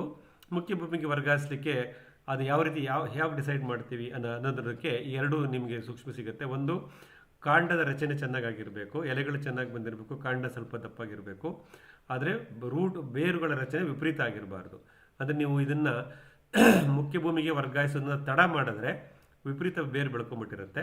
ಹಾಗೆ ಕಡಿಮೆ ಬೇರು ಬೆಳೆದಾಗ ಕಾಂಡ ಸ್ವಲ್ಪ ದಪ್ಪವಾಗಿದೆ ಅಂತ ನಮ್ಗೆ ಅನ್ಸಕ್ಕೆ ಶುರು ಮಾಡಿದಾಗ ನಾವು ಅದನ್ನು ಮುಖ್ಯ ಭೂಮಿಗೆ ನಾವೆಲ್ಲಿ ನಿಗದಿಪಡಿಸ್ಕೊಂಡಿರ್ತೀವೋ ನಮ್ಮ ಯೋಜನೆ ಪ್ರಕಾರ ಅಲ್ಲಿಗೆ ಅದನ್ನು ನಾವು ವರ್ಗಾಯಿಸಿ ಅಲ್ಲಿನ ಏನು ಮುಂದಿನ at the time of transplanting ಒಂದು ವೆಬಿನಾರಲ್ಲಿ ಹೇಳಿದ್ದೀನಿ 7 step to be followed while transplanting ಅಂತ. ಆ 7 ಹಂತಗಳನ್ನು ಅನುಸರಿಸೋದ್ರಿಂದ ನಾವು ನಮ್ಮದೇ ನರ್ಸರಿಯಲ್ಲಿ ಬೆಳೆದಂಥ ಬೆಳೆ ಸಸ್ಯಗಳನ್ನು ಮುಖ್ಯ ಭೂಮಿಗೆ ನಾವೇ ವರ್ಗಾಯಿಸ್ಕೋಬೋದು. ಸೊ ಇದಿಷ್ಟು ಪ್ಯಾಕೇಜ್ ಆಫ್ ಪ್ರಾಕ್ಟೀಸ್ ಅಂತ ಹೇಳ್ತೀವಿ. ಇದೆಲ್ಲಷ್ಟನ್ನು ನಾವು ಫಾಲೋ ಮಾಡಬೇಕು. In case of cover fill, the size of the cover selection depends on the type of the seeds and the number of durations, how many weeks we are going to keep. So accordingly decide the size of the cover. Different sizes will come. You will get covers which can hold about 500 grams, 1 kg, 2 kg, etc. Because we generally transplant them within 60 to 90 days, so you don't have to go for a larger size covers. So select a size cover of about 500 grams to less than 800 grams, less than a kg. You can start from 300 grams also. And you can use your seeds accordingly. For example, for Gliricidia, you can use about 8x6 size cover or a 500 grams of cover, soil mix. Then you can grow Gliricidia and transplant it within 45 to 60 days. Like this, you can decide so which is the seed you are growing, how many days it will be there in the cover, and how fast it will establish its roots. Accordingly, the cover size has to be decided if you are raising nursery on the cover. ನಾವು ಕವರ್ನಲ್ಲಿ ನಾವು nursery ಮಾಡ್ಕೋಬೇಕಾದ್ರೆ ಆ ಕವರಿನ size ಎಷ್ಟು ಮಣ್ಣು ತುಂಬ್ತೀವಿ ಅದೆಲ್ಲ ಅವಲಂಬಿಸುತ್ತೆ. ನಮ್ಮ ಬೀಜ ಎಷ್ಟು ಬೇಗ ಬೆಳೆಯುತ್ತೆ, ಅದೆಷ್ಟು ಬೇಗ ಬೇರುಗಳ ರಚನೆ ಮಾಡ್ಕೊಳ್ಳುತ್ತೆ, ಅದರ ಮೇಲೆ ನಾವು ಕವರ್ ಸೈಜನ್ನು ಡಿಫೈನ್ ಮಾಡ್ಕೊತೀವಿ. ಸಾಮಾನ್ಯವಾಗಿ ನಾವು 500 ಅರ್ಧ ಕೆ ಜಿಯಿಂದ 3/4 kg ಇಡ್ತಕ್ಕಂಥ ಕವರ್ಗಳನ್ನು ತಗೊಂಡು ಅದರಲ್ಲಿ ಮೇಲೆ ತಿಳಿಸಿದಂಥ ಮಣ್ಣಿನ ಮಿಶ್ರಣವನ್ನು ತಯಾರು ಮಾಡಿಕೊಂಡು ತುಂಬಿ ನಾವು ಬೀಜಗಳನ್ನು ನಾಟಿ ಮಾಡಿ ಸೂಕ್ತ ಸಮಯದಲ್ಲಿ 45ರಿಂದ 90 ದಿವಸದೊಳಗಡೆ ಅದನ್ನು ಮುಖ್ಯ ಭೂಮಿಗೆ ವರ್ಗಾಯಿಸ್ಕೊತೀವಿ. In a bed approach, the top dressing of the bed should have such a thick layer of about 6 inches or above. When we prepare the raised bed for nursery, at least for on the top soil should be 6 inches and above, so that it will have sufficient nutrition and the moisture management or the flexibility for the roots to establish. If you keep over 6 inches depth of topsoil on your bed, that can support your growing seedling for a good 45 to 90 days. So these are all the basics we should remember. And finally, the conclusion is the bed approach demands same day transplanting in the same farm. It doesn't allow for transporting to another location. The cover approach can support inter-farm location transport. So you can transport from one farm location to another farm location or from one nursery point to another farm location. So these are all the differentiation between the raised bed approach and the cover fill approach. ನಾವು ಏರುಮಡಿಯಲ್ಲಿ ಮಾಡಿದಂತಹ nursery ಗಿಡಗಳನ್ನು ನಮ್ಮದು ಅದೇ ಕೃಷಿ ಭೂಮಿಯಲ್ಲಿ ಕಿತ್ತು ಅದು ಬೇಗ ನಾವು ವರ್ಗಾವಣೆ ಮಾಡಬೇಕಾಗತ್ತೆ. ಇನ್ನೊಂದು ಕೃಷಿ ಭೂಮಿಗಳಲ್ಲಿ ಸಾಗಾಣಿಕೆ ಮಾಡಲಿಕ್ಕೆ ಕಷ್ಟ ಆಗುತ್ತೆ. ಆದರೆ ನಾವು ಕವರ್ನಲ್ಲಿ ಮಾಡಿಕೊಂಡಾಗ ನಾವು ನಮ್ಮ ನರ್ಸರಿ ಪಾಯಿಂಟಿಂದ ನಮ್ಮ ಮುಖ್ಯ ಭೂಮಿಗೆ ಬೇರೆ ಪ್ರದೇಶದಲ್ಲಿದ್ದರೂ ಸಹ ನಾವು ಅದನ್ನು ಟ್ರಾನ್ಸ್ಪ್ಲಾಂಟ್ ತೊಗೊಂಡೋಗಿ ಅಲ್ಲಿ ನಾಟಿ ಮಾಡ್ಬೋದು. ಈ 2 ಥರದ್ದಿರುತ್ತೆ. ಸೊ ನಿಮ್ಮ ನರ್ಸರಿ ಪಾಯಿಂಟ್ ಎಲ್ಲಿರುತ್ತೆ ಮತ್ತು ನಿಮ್ಮ ಮುಖ್ಯ ಭೂಮಿ ಎಲ್ಲಿದೆ ಅದರ ಮೇಲೆ ನೀವು ರೈಸ್ಡ್ ಬೆಡ್ಡಲ್ಲಿ ಮಾಡಬೇಕಾ ಅಥವಾ ನಮ್ಮ ಒಂದು ಕವರ್ನಲ್ಲಿ ಮಾಡಬೇಕಾ ಇದನ್ನು ನೀವು ನಿರ್ಧಾರನ ತಗೊಳ್ಳಿ. So that's about the today's topic. I thought I will share this. It's too early for many of us because we are still in the month of February. All this activity should happen in the coming month, that is March. Depends. You can do a backward calculation, assuming that we are going to transplant our seedlings, what we grow in our in-house nursery, in the 3rd week of May or before the 2nd week of June. That is the ideal time for planting, the pre-monsoon and the monsoon days. If in your location, your sweet time for planting is May 15th to June 15th, then about 60 days before, that is, let's say about March 15th onwards, you can start focusing on this nursery activity. Many of us will get some early pre-monsoon rain, that is by end of April. Then if you wish to take that advantage, then you can start preparing your nursery seedlings right now, that is by end of February, so that you will be ready by April 1st or during the our Yugadi festival day, so that when the first rain comes, you can be ready for transplanting. So this is the summary how you do backward calculation in terms of your possible plant transplanting days and the average nursery time of that particular seedling. This will help you in deciding when you will start your nurturing activity in your farm. As I said, doing our own nursery will make us independent. It will reduce our cost. We can produce a quality seedlings in our supervision and transplant them. If you follow this package of practice of nurturing and the 7 steps of transplanting, which I already explained, your percentage of success is very high. So thereby you can reduce your investment and dependencies. That's the summary. ಮಿತ್ರರೇ, ನಾವು ಯಾವಾಗ ಈ ಬೀಜ ಸಸ್ಯಗಳನ್ನು ಬೆಳೆಸಿ ನಾಟಿ ಮುಖ್ಯ ಭೂಮಿಗೆ ವರ್ಗಾಯಿಸ್ತೀವೋ ಅದರಿಂದ ನಾವು ಬ್ಯಾಕ್ವರ್ಡ್ ಹಿಂದೆ ಕ್ಯಾಲ್ಕುಲೇಟ್ ಮಾಡ್ಕೋಬೇಕು. ಉದಾಹರಣೆಗೆ ನಮ್ಮಲ್ಲಿ ಮುಂಗಾರು ಪೂರ್ವ ಮಳೆ ಮಾರ್ಚಿಗೆ ಏಪ್ರಿಲ್ ಮೊದಲನೇ ವಾರದಲ್ಲಿ, 2ನೇ ವಾರದಲ್ಲಿ ಅಥವಾ ಮೇ ತನಕನೂ ಬರುತ್ತೆ. ಅದು ನೋಡಿಕೊಂಡು ನಿಮ್ಮ ಒಂದು ಈ ಮುಖ್ಯ ಭೂಮಿಯನ್ನು ಸಿದ್ಧತೆ ಮಾಡಿಕೊಂಡು ವರ್ಗಾಯಿಸ್ಕೊತೀರಲ್ಲ ಗಿಡಗಳನ್ನು, ಆ ದಿನಾಂಕವನ್ನು ಗುರ್ತು ಹಾಕ್ಕೊಳ್ಳಿ. ಇದೆಲ್ಲ ಮೇ 15ರಿಂದ ಜೂನ್ 15 ಒಳಗಡೆ ಆಗುತ್ತೆ. ಯಾಕಂದರೆ ಜೂನ್ 15 ಮೇಲೆ ಮತ್ತೆ ಮಾನ್ಸೂನ್ ಶುರು ಆಗುತ್ತೆ.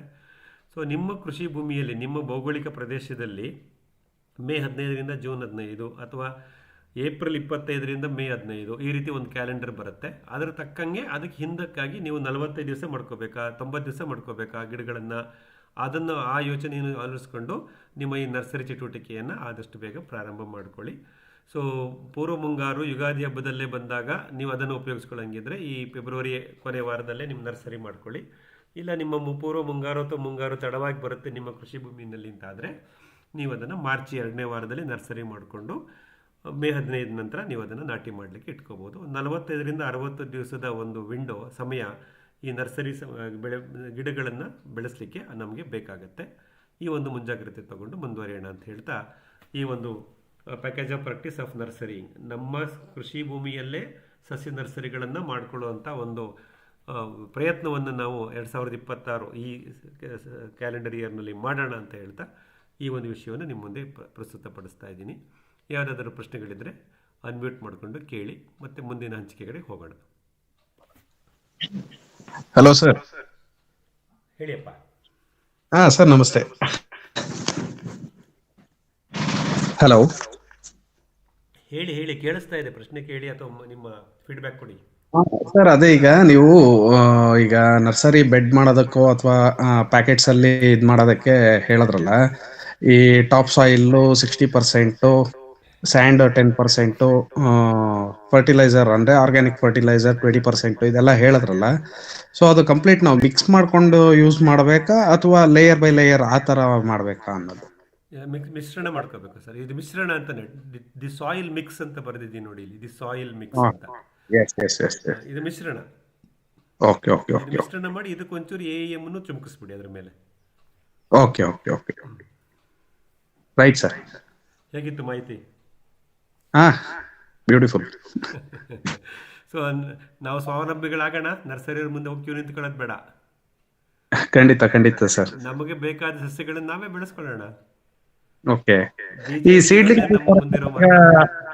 ಸೀಡ್ಲಿಂಗ್ಸ್ ವಿಚಾರಕ್ಕೆ ಬಂದಾಗ ಹೇಗೆ ಮಾಡಬಹುದು? ಎಲ್ಲವನ್ನು ನಾವೇ ಮಾಡಕ್ ಪ್ರಯತ್ನ ಮಾಡೋಣ. ಬೀಜಗಳನ್ನು ತಂದು ಗಿಡಗಳನ್ನು ಬೆಳೆಸ್ಕೊಳ್ಳೋಣ. ಎಲ್ಲಿ ಸಾಧ್ಯ ಇದೆ ಅಲ್ಲಿ ನಾವು ಬೀಜಗಳನ್ನು ತಂದು ಬೆಳೆಸೋಣ. ಎಲ್ಲಿ ಸಾಧ್ಯ ಇಲ್ವೋ ಅಲ್ಲಿ ಮಾತ್ರ ನಾವು ಪರಾವಲಂಬನೆಗೆ ಹೋಗೋಣ. Okay okay okay okay okay. ಯಾವುದು ಅಸಾಧ್ಯ ಇಲ್ಲ ಸರ್, ಯಾವುದು ಅಸಾಧ್ಯ ಇಲ್ಲ. ಹೌದು ಹೌದು. ನೀವು ಬೀಜದಲ್ಲಿ ಗಿಡಗಳನ್ನು ಬೆಳೆಸಿ ನೀವೇ ಕಸಿ ಕಟ್ಟೋದನ್ನ ಕಲಿತು ಕಸಿ ಕಟ್ಟೋದನ್ನು ಮಾಡ್ಬೋದು ಮುಂದಿನ ಹಂತಗಳಲ್ಲಿ. ಓಕೆ. ಮದರ್ ಪ್ಲಾಂಟ್ಸ್ನ ಹುಡ್ಕೊಂಬಂದು, ಈಗ ಯಾವ್ದಾರ ತೋಟಕ್ಕೆ ಹೋಗ್ತೀವಾ, ಒಳ್ಳೊಳ್ಳೆ ಹಣ್ಣಿನ ಗಿಡಗಳು ಸಿಗುತ್ತಾ, ಕೊಂಬೆ ತಗೊಂಡ್ಬರೋದು. ನಮ್ಮಲ್ಲಿ ಮಾವಿಂದು, ಸಪೋಟದ್ದು ಏನೋ ಬೀಜಗಳು ಹಾಕೊಂಡು ಬೆಳೆಸ್ಕೊಂಡಿರೋಣ ಗಿಡಗಳನ್ನ. ಯಾವ್ದೋ ತೋಟಕ್ಕೆ ಹೋದಾಗ ಒಳ್ಳೆ ಸಪೋಟ ಹಣ್ಣಿನ ಗಿಡ ಇದೆ ಅಥವಾ ಒಂದು ಮಾವಿನ ಗಿಡ ಇದೆ, ಒಂದು ಕೊಂಬೆ ತಗೊಂಬಂದು ನಾವು ಕಸಿ ಕಟ್ಕೊಂಡ್ಬಿಡೋದು. ಯಾವುದು ರಾಕೆಟ್ ಸೈನ್ಸ್ ಅಲ್ಲ ಸರ್. ನರ್ಸರಿ ಇರೋದು ಒಂದು ದೊಡ್ಡ ಲಾಬಿ ನಡೀತಾ ಇದೆ ಇವತ್ತು ಪ್ರಪಂಚದಲ್ಲಿ ನಮ್ಮ ಸುತ್ತಮುತ್ತ. ಸೊ ಅವರು ಇದನ್ನೆಲ್ಲ ನಮ್ಮ ಕೈಲಿ ಮಾಡೋಕ್ಕೆ ಆಗಲ್ವೇನೋ ಅನ್ನೋ ಒಂದು ಭ್ರಮಾಲೋಕದಲ್ಲಿ ನಮ್ಮನ್ನು ಇಟ್ಬಿಟ್ಟು ಅವರು ಅದನ್ನ ನಮ್ಗೆ ಸರ್ವಿಸ್ ಕೊಡ್ತಾ ಇದ್ದಾರೆ. ಬಟ್ ಆ ಹಾ ಸರ್ವಿಸಸ್ ತಗೊಳ್ಳೋಣ, ಬೇಕಾಗತ್ತೆ. ಚೆನ್ನಾಗಿ ಪ್ರೊಫೆಷನಲ್ ಆಗಿ ಮಾಡೋರಿದ್ರೆ ಚೆನ್ನಾಗಿರುತ್ತೆ. ಬಟ್ ಅದರಲ್ಲಿ ಗುಣಮಟ್ಟನ ಗುರುತಿಸೋದು ಕಷ್ಟವಾಗುತ್ತೆ. ಆಮೇಲೆ ಪ್ರತಿಯೊಂದು ಓಕೆ. ಗಿಡಕ್ಕೂ ನಾವು ನರ್ಸರಿಗೆ ಓಡೋಗೋದನ್ನ ಸ್ವಲ್ಪ ಕಮ್ಮಿ ಮಾಡ್ಕೊತಾ ಬರೋಣ. ಯಾಕಂದ್ರೆ ನಾನು ಆಲ್ರೆಡಿ ಹೇಳ್ತಿದ್ದೀನಿ, ಒಳಸೂರಿ ವೆಚ್ಚವನ್ನ ಕಮ್ಮಿ ಮಾಡ್ಕೋಬೇಕು. ಹೌದು. ಕೇಳಿಯಪ್ಪ. ಹಾ ಅಷ್ಟೇ ಸರ್, ಅದೊಂದು ಡೌಟ್ ಇತ್ತು. ಖಂಡಿತ ಪ್ರಯತ್ನ ಮಾಡ್ತೀರಾ? ಖಂಡಿತ ಸರ್, 2026ರಲ್ಲಿ ನಿಮ್ಮ ತೋಟದಲ್ಲಿ ನರ್ಸರಿ ಮಾಡ್ಕೋತೀರಾ? ಖಂಡಿತ. ಒಳ್ಳೇದು. ಸರ್ ಮುಂದಿನ ನಮಸ್ಕಾರ ಮುಂದಿನ ಸರ್. ವಾರಗಳಲ್ಲಿ ಅದನ್ನ ನಿಮ್ಮ ಅನುಭವನ ಹೇಳ್ತಾ ಬನ್ನಿ. ಹೇಳಿಯಪ್ಪ ಮಲ್ಲಿಕಾರ್ಜುನ್. ಸರ್, ಈಗ ನರ್ಸರಿ ನಾವು ಮಾಡ್ತೀವಲ್ಲ, ಅದಕ್ಕೆ ನಾವು ಶೇಡ್ ಹೆಂಗ್ ಕ್ರಿಯೇಟ್ ಮಾಡೋದು ಸರ್? ಯಾವ್ದಾರ ಮರದ ನೆರಳಿನಲ್ಲಿ ಮಾಡ್ಕೋಬಹುದು. ಗಿಡದ ಹಾ, ನೆರಳುಗಳಿದ್ರೆ, ಮರದ ನೆರಳಿದ್ರೆ ಅಲ್ಲಿ ಮಾಡ್ಕೋಬಹುದು. ನಿಮ್ಮ ಹೌದು ಸರ್. ಕೃಷಿ ನಿಮ್ಮ ಕೃಷಿ ಭೂಮಿ ಇರತಕ್ಕಂಥ ಫಾರ್ಮ್ ಹೌಸ್, ತೋಟದ ಮನೆ, ಅಲ್ಲಿ ಹೌದು. ಮಾಡ್ಕೋಬಹುದು. ಹಾ, ಇಲ್ಲ ಅಂದ್ರೆ ಒಂದು 4 ಕಂಬಿ ಕಡ್ಡಿ ಕಟ್ಬಿಟ್ಟು ಅದ್ರ ಮೇಲೆ ಶೇಡ್ ನೆಟ್ ಹಾಕೋಬಹುದು, ಗಾಳಿಗೆ ಹಾರೋಗದಂಗೆ ಬಲವಾಗಿ. ಹಲೋ. 4 ಕೋಲ್ ಕಟ್ಬಿಟ್ಟು ಅದ್ರ ಮೇಲೆ ಶೇಡ್ ನೆಟ್ ಹಾಕ್ಬಿಡಿ. ಗಾಳಿಗೆ ಹಾ, ಹಾರೋಗದಂಗೆ ಬಲವಾಗಿ ಕಂಬ ನೆಟ್ಬಿಟ್ಟು ಹಾ, ಅದ್ರ ಮೇಲೆ ಒಂದು ಶೇಡ್ ನೆಟ್ ಹಾಕಿ. ನೀವು ಇದ್ರ ಮೇಲೆ ಹಾಕಿದಿರಲ್ಲ, ಗೊಬ್ಬರದ ಮೇಲೆ, ಕಳಿಸುವ ಗೊಬ್ಬರದ ಮೇಲೆ, ಹೌದು ಆ ತರ ಹೌದು ಹೌದು ಹೌದು ಸರ್. ಗ್ರೀನ್ ನೆಟ್ ಹಾಕ್ಬಿಡಿ. ಹಾ ಸರ್, ಅದೇ ನಾನು ಮೊನ್ನೆ ಟ್ರೈಲ್ ಮಾಡಿದೆ. ಬಿಸಿಲಿಗೆ ಜಾಸ್ತಿ ಬಿಸಿಲು ಬಂದಿದ್ದಕ್ಕೆ ಏನು ಜರ್ಮಿನೇಷನ್ ಸರಿಯಾಗಿ ಬರ್ಲಿಲ್ಲ ಸರ್. ಹಾ. ಇಲ್ಲ, ನೆರಳು ಬೇಕೇ ಬೇಕು ಸರ್, ಇವೆಲ್ಲ ನೆರಳಲ್ಲಿ ಹಾ, ಬೆಳಿಬೇಕು. ಸರಿ ಸರ್, ಅದೊಂದು. ತೇವಾಂಶ ಮತ್ತು ನೆರಳು, ಮಾಯಿಶ್ಚರ್ ಅಂಡ್ ಎರಡು ಶೇಡ್ ಎರಡು ಇಸ್ ಎ ಮಸ್ಟ್. ಹಾ, ಸರಿ sir, thank you sir, thank you. ಪ್ರಯತ್ನ ಸರ್ ಮಾಡಿ. ನಮಸ್ಕಾರ ಸರ್. ಹಾ, ಕೇಳಿ ಕೇಳಿ ನಮಸ್ತೆ ಮನೋಹರ್. ಸರ್. ಹಾ, ಸರ್ ನಮಸ್ಕಾರ ಸರ್, ನಾನು ಮನೋಹರ್ ಅಂತ. ಸೊ ಇವಾಗ ನಾವು ಬೀಜನ ಎಲ್ಲಿಂದ ಆರಿಸ್ಕೊಂಡ್ಬಂದಿರ್ತೀವಲ್ಲ, ಮರದ ಕೆಳಗಡೆ ಅಥವಾ ಯಾರೋ ಕೊಟ್ಟಿರ್ತಾರೆ, ಅಂಗಡಿಯಿಂದ ಪರ್ಚೇಸ್ ಮಾಡಿರ್ತೀವಿ. ಸೊ ಅದು ನಮಗೆ ಅದು ಜರ್ಮಿನೇಷನ್ ರೇಟ್ ಅಂತ ಹೇಳ್ತೀವಲ್ಲ, ಎಲ್ಲದಕ್ಕೂ 100ಕ್ಕೆ 100 ಜರ್ಮಿನೇಟ್ ಆಗುತ್ತೋ ಇಲ್ವೋ ಅನ್ನೋ ಡೌಟ್ ಇರುತ್ತೆ.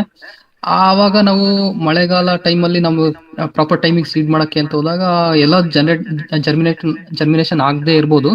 ಸೊ ನಮಗೆ ಅನ್ಕೊಂಡಿದ್ದಂಗೆ ಸಾಕಾಗದೆ ಇರ್ಬೋದು. ಸೊ ಆ ತರ ನೋಡೋದಕ್ಕೆ ಮುಂಚೆ ಏನಾದ್ರು ಮುಂಚೆನೆ ಒಂದ್ಸಲ ಸ್ಯಾಂಪಲಿಂಗ್ ಏನಾರ ಮಾಡಿ ಆ ತರದ್ ಏನಾರ ಮೆಥಡ್ ಏನಾರ ಇದೆಯಾ ಕಂಡಿಡಿಯಕ್ಕೆ? ಬಹಳ ಒಳ್ಳೇದು, ಒಳ್ಳೆ ಯೋಚನೆ. ಮನೋಹರ್ ಅವರ, ನೀವೇನ್ ಮಾಡಿ ಅಂದ್ರೆ ಬೀಜಗಳಿಂದ ತರ್ತೀರಲ್ಲ ಬೇರೆ ಕಡೆಯಿಂದ, ಹಾ, ಹಾ, ಅದನ್ನ ಒಂದು 2ರಿಂದ 3 ಗಂಟೆ ಚುರುಕಾದ ಬಿಸಿಲಲ್ಲಿ ಒಣಗಿಸಿ. 11 ಗಂಟೆಯಿಂದ 3 ಗಂಟೆ ತನಕ ಆ ಸಮಯದಲ್ಲಿ ಒಣಗಿಸಿ ಒಂದ್ಸಲ ತೆಳು ಬಟ್ಟೆ ಮೇಲೆ ಹಾಕಿ. ಪ್ರತಿ ಬೀಜದ ಮೇಲೆ ಬಿಸಿಲು ಚೆನ್ನಾಗಿ ಬೀಳಲಿ. ಚೆನ್ನಾಗಿ ಒಣಗಿಸಿದ ನಂತರ ಬೀಜವನ್ನು ಕಸ ಇದ್ರೆ ಕ್ಲೀನ್ ಮಾಡಿಕೊಂಡು, ನೀವು ಅದನ್ನು ಇವಾಗಲೇ ನರ್ಸರಿಗೆ ಯೂಸ್ ಮಾಡಂಗಿದ್ರೆ ಯೂಸ್ ಮಾಡ್ಕೊಳ್ಳಿ. ಇಲ್ಲ ನಾನು ಇನ್ನು ಮಾರ್ಚ್ 15 ಅಥವಾ ಏಪ್ರಿಲ್ ಮೊದಲನೇ ವಾರದಲ್ಲಿ ನರ್ಸರಿ ಮಾಡ್ತೀನಿ ಅಂತಂದರೆ, ಚೆನ್ನಾಗಿ ಒಣಗಿಸಿದ ಬೀಜವನ್ನು ಒಂದು ಪೆಪರ್ಮೆಂಟ್ ಬಾಟ್ಲಿ ಅದ್ರಲ್ಲಿ ಹಾಕ್ಬಿಟ್ಟು, ಒಣಗಿದ ಬೇವಿನ ಎಲೆ ಅಥವಾ ಒಣ ಮೆಣಸಿನಕಾಯಿ ಓಕೆ, ಲೇಯರ್ ಬೈ ಲೇಯರು ಆ ಬೀಜನ ಒಂದು ಡಬ್ಬಿಗೆ ಹಾಕಿ, ಏರ್ ಟೈಟ್ ಬಾಟ್ಲು, ಲಿಡ್ ಇರ್ತಕ್ಕಂಥ ಮುಚ್ಚಳ ಇರ್ತಕ್ಕಂಥ ಒಂದು ಡಬ್ಬಿನಲ್ಲಿ ಬೀಜಗಳನ್ನ ಸಂಗ್ರಹಣೆ ಮಾಡುವಾಗ ಒಣಗಿದ ಕಹಿ ಬೇವಿನ ಸೊಪ್ಪು ಅಥವಾ ಒಣಗಿದ ಮೆಣಸಿನಕಾಯಿ ಹಾಕಿ ಮುಚ್ಚಿಟ್ಕೊಂಬಿಡಿ. ಓಕೆ, ಅವಾಗ ಬೀಜಗಳು ಹುಳ ಬರಲ್ಲ, ಹಾಳಾಗಲ್ಲ. ಅದು ಮೊದಲನೇದು ಬೀಜ ಸಂಗ್ರಹಣೆ ವಿಧಾನ. ಎರಡನೇ ವಿಧಾನದಲ್ಲಿ ನಾವೇನ್ ಮಾಡ್ಬೇಕಂದ್ರೆ, ನೀವು ಆಲ್ರೆಡಿ ಹೇಳಿದಾಗೆ, ಸೊ ನೀವೊಂದು ಎಷ್ಟು ಕ್ವಾಂಟಿಟಿ, ಅರ್ಧ ಕೆಜಿ 1 ಕೆಜಿ ಬೀಜ ತರಿಸ್ಕೊಂಡಿರ್ತಾರೆ ಉದಾಹರಣೆಗೆ. ಅದರಲ್ಲಿ 20 ಬೀಜವನ್ನು ನೀವು ಅದೇ ಸೇಮ್ ಬೀಜೋಪಚಾರ ಮಾಡಿ ಮೊಳಕೆ ಬರುತ್ತಂತ ನೋಡಿ, ನೀರಿನಲ್ಲಿ ನೆನೆಸಿ ನೆರಳಿನಲ್ಲಿ ಒಣಗ್ಸಕ್ ಬಿಡಿ. ಅದರಲ್ಲಿ ನಿಮಗೆ ಮೊಳಕೆ ಬರುತ್ತೆ ಅಂತ ಅದನ್ನು ಖಾತ್ರಿಪಡಿಸ್ಕೊಳ್ಳಿ. ಸ್ಯಾಂಪಲ್ ಟೆಸ್ಟ್ ಮಾಡಿ ನೋಡಿ. ಅದು ನೀವು ಕೆಲವು ಈಗ ಹಾಲುವಾಣ, ಗ್ಲಿರಿಸಿಡಿಯಾ ಈ ಥರ ಬೀಜಗಳು 4ರಿಂದ 6 ದಿನ 8 ದಿನ ತಗೊಳ್ತವೆ. ಜಟ್ರೋಪ ಅವೆಲ್ಲ ಸ್ವಲ್ಪ ನಿಧಾನಕ್ಕೆ ತಗೊಳುತ್ತೆ. ವೆಲ್ವೆಟ್ ಬೀನ್ಸು, ಜಟ್ರೋಪ ಆ ಥರ ಬೀಜಗಳು ಸ್ವಲ್ಪ ಬೀಜ ಕವಚ ಗಟ್ಟಿಯಾಗಿದ್ದರೆ ಸ್ವಲ್ಪ ನಿಧಾನಕ್ಕೆ ತಗೊಳುತ್ತೆ. ಈ ಸಸ್ಬೇನಿಯಾ ಗ್ರ್ಯಾಂಡಿಫ್ಲೋರಾ, ಅಗಸೆ ಮತ್ತು ಇತರ ಬೀಜಗಳು, ನುಗ್ಗೆ ಅವೆಲ್ಲ ಬೇಗನೆ ಬರುತ್ತೆ. ಸೊ ಮ್ಯಾಕ್ಸಿಮಮ್ 7ರಿಂದ 8 ದಿವಸದಲ್ಲಿ ನಿಮಗೆ ಗೊತ್ತಾಗುತ್ತೆ. ಒಂದು 50ರಿಂದ 100 ಬೀಜಗಳನ್ನು ಆ ಬೀಜ ಸೀಡ್ ಟೆಸ್ಟಿಂಗ್, ಬೀಜವನ್ನು ಪರೀಕ್ಷಣಾ ಒಂದು ಅವಧಿಯಲ್ಲಿ ಪರೀಕ್ಷೆ ಮಾಡಿ ಪರ್ಸೆಂಟೇಜ್ ಆಫ್ ಜರ್ಮಿನೇಷನ್ ಎಸ್ಟಾಬ್ಲಿಷ್ ಆಗುತ್ತೆ. ಓಕೆ, ಓಕೆ, ಸರಿ ಸರ್, ಸರಿ ಸರ್. ಅದೇ ನಮಗೆ ನಾಲೆಡ್ಜ್ ಇರ್ಬೇಕಲ್ವಾ, ಯಾವ್ಯಾವ ಸಿಡಿ ಎಷ್ಟೆಷ್ಟು ದಿನಕ್ಕೆ ಬರ್ಬೋದು, ಬರ್ಬೇಕಿತ್ತು ಇಷ್ಟೊತ್ತಿಗೆ ಅನ್ನೋದು ಲೆಕ್ಕ ನಮಗೆ ಗೊತ್ತಿರಬೇಕು ಅಲ್ವಾ ಸರ್? ಹೌದೌದು, ಬರುತ್ತೆ ಸರ್. ಅವರೇಜ್ 7ರಿಂದ 8 ದಿನಕ್ಕೆ ಬರುತ್ತೆ. ಯಾವುದು ಬೀಜದ ಬೀಜ ಕವಚ ತುಂಬ ಹಾರ್ಡ್ ಆಗಿರುತ್ತೋ, ಯಾವುದು ನಮ್ಮ ಜಟ್ರೂಪ ಆಗ್ಬೋದು ಅಥವಾ ಸಿಮರೂಪ ಆಗ್ಬೋದು, ಈ ಥರ ಬೀಜಗಳಲ್ಲಿ ಬೀಜಗಳು ಹಾರ್ಡ್ ಆಗಿದ್ರೆ, ಬೀಜ ಕವಚ ಸೀಡ್ ಕೋಟ್ ಅಂತೀವಲ್ಲ, ಹಾರ್ಡ್ ಆಗಿದ್ರೆ ಅದನ್ನು 35 ಡಿಗ್ರಿ ಉಗುರು ಬೆಚ್ಚಗಿನ ನೀರು, 35 ಡಿಗ್ರಿ ಸೆಂಟಿಗ್ರೇಡ್ ಉಗುರು ಬೆಚ್ಚಿನ ನೀರಿನಲ್ಲಿ ಒಂದು 10 ನಿಮಿಷ ನೆನೆಸಿ ಫಸ್ಟು. ಅವಾಗ ಮೇಲ್ಗಡೆ ಬೀಜ ಕವಚ ಸ್ವಲ್ಪ ಮೆತ್ತಗಾಗತ್ತೆ. ನಂತರ ಅದನ್ನು ಬೀಜೋಪಚಾರ ಮಾಡಿ EM ದ್ರಾವಣದಲ್ಲಿ ನಿಮ್ಮ ನರ್ಸರಿ ಕವರ್ಗೂ ಬೆಡ್ಗೂ ಹಾಕಿ ಅದನ್ನು ಪರೀಕ್ಷೆ ಮಾಡ್ತಿರೋ ಅಥವಾ ಪ್ರೊಡಕ್ಷನ್ಗೆ ಯೂಸ್ ಮಾಡ್ತಿರೋ ಯೂಸ್ ಮಾಡ್ಕೊಳ್ಳಿ. Okay sir, okay. ಇದಷ್ಟು ಪ್ರಿಕಾಷನ್ ತೊಗೊಂಡ್ರೆ ಚೆನ್ನಾಗಾಗತ್ತೆ Manohar. Okay sir, okay. Thank you sir. ಪ್ರಯತ್ನ ಮಾಡಿ, ಈ ಸಲಿಂದ ಪ್ರಾರಂಭ ಮಾಡಿ. ಹಾಂ, ಶೂರ್ ಸರ್. ನಮಗೆ ಬೇಕಾದ ಗಿಡಗಳನ್ನು ನಮ್ಮ ತೋಟದಲ್ಲೇ ಉತ್ಪಾದಿಸ್ಕೊಳ್ಳೋಣ. ಹಾಂ, ಸರಿ ಸರ್, ಶೂರ್ ಸರ್. ಖಂಡಿತ. Thank you sir. Prasad sir ಹೇಳಿ. ಸರ್ ನಮಸ್ತೆ ಸರ್. ತುಂಬಾ ಚೆನ್ನಾಗಿತ್ತು ನಿಮ್ಮ ಇವತ್ತಿನ ಟಾಪಿಕ್. ಒಂದು ಇದೇ ತರನೇ ನಾನು ಒಂದ್ಸರಿ ಇಷ್ಟು ಮುಂಚೆನೆ ಒಂದು ಶುಂಠಿದು ತರಿಸ್ಬಿಟ್ಟು ನರ್ಸರಿ ರೈಸ್ ಮಾಡಕ್ ಹೇಳಿದ್ರು ಅವರು. ನನಗೆ ಇದು ನಾಲೆಜ್ ಇಲ್ಲದೆ ಇರೋದ್ರಿಂದ ಅವ್ರ ಪ್ರಕಾರನೇ ನಾನು ಮುಂದುವರೆದಿದ್ದೆ. ಅಂದ್ರೆ ಈ ಲೇಯರ್ ಆಗಿ ಮಾಡ್ಬೇಕಂತ ಗೊತ್ತಿರ್ಲಿಲ್ಲ. ಬರೀ ರೈಸರ್ ಬೆಡ್ ಅಂದ್ರೆ ಸುಮ್ನೆ ಮಣ್ಣೊಂದು ಹೈಟ್ ನಾಗ ಹಾಕ್ಬಿಟ್ಟು ಅದನ್ನ ಶುಂಠಿನ ಒಳಗೆ ನಾಟ್ಬಿಟ್ಟು ನೀರ್ ಹಾಕೊಂತ ಕೂತಿದ್ದೆ ನಾನು.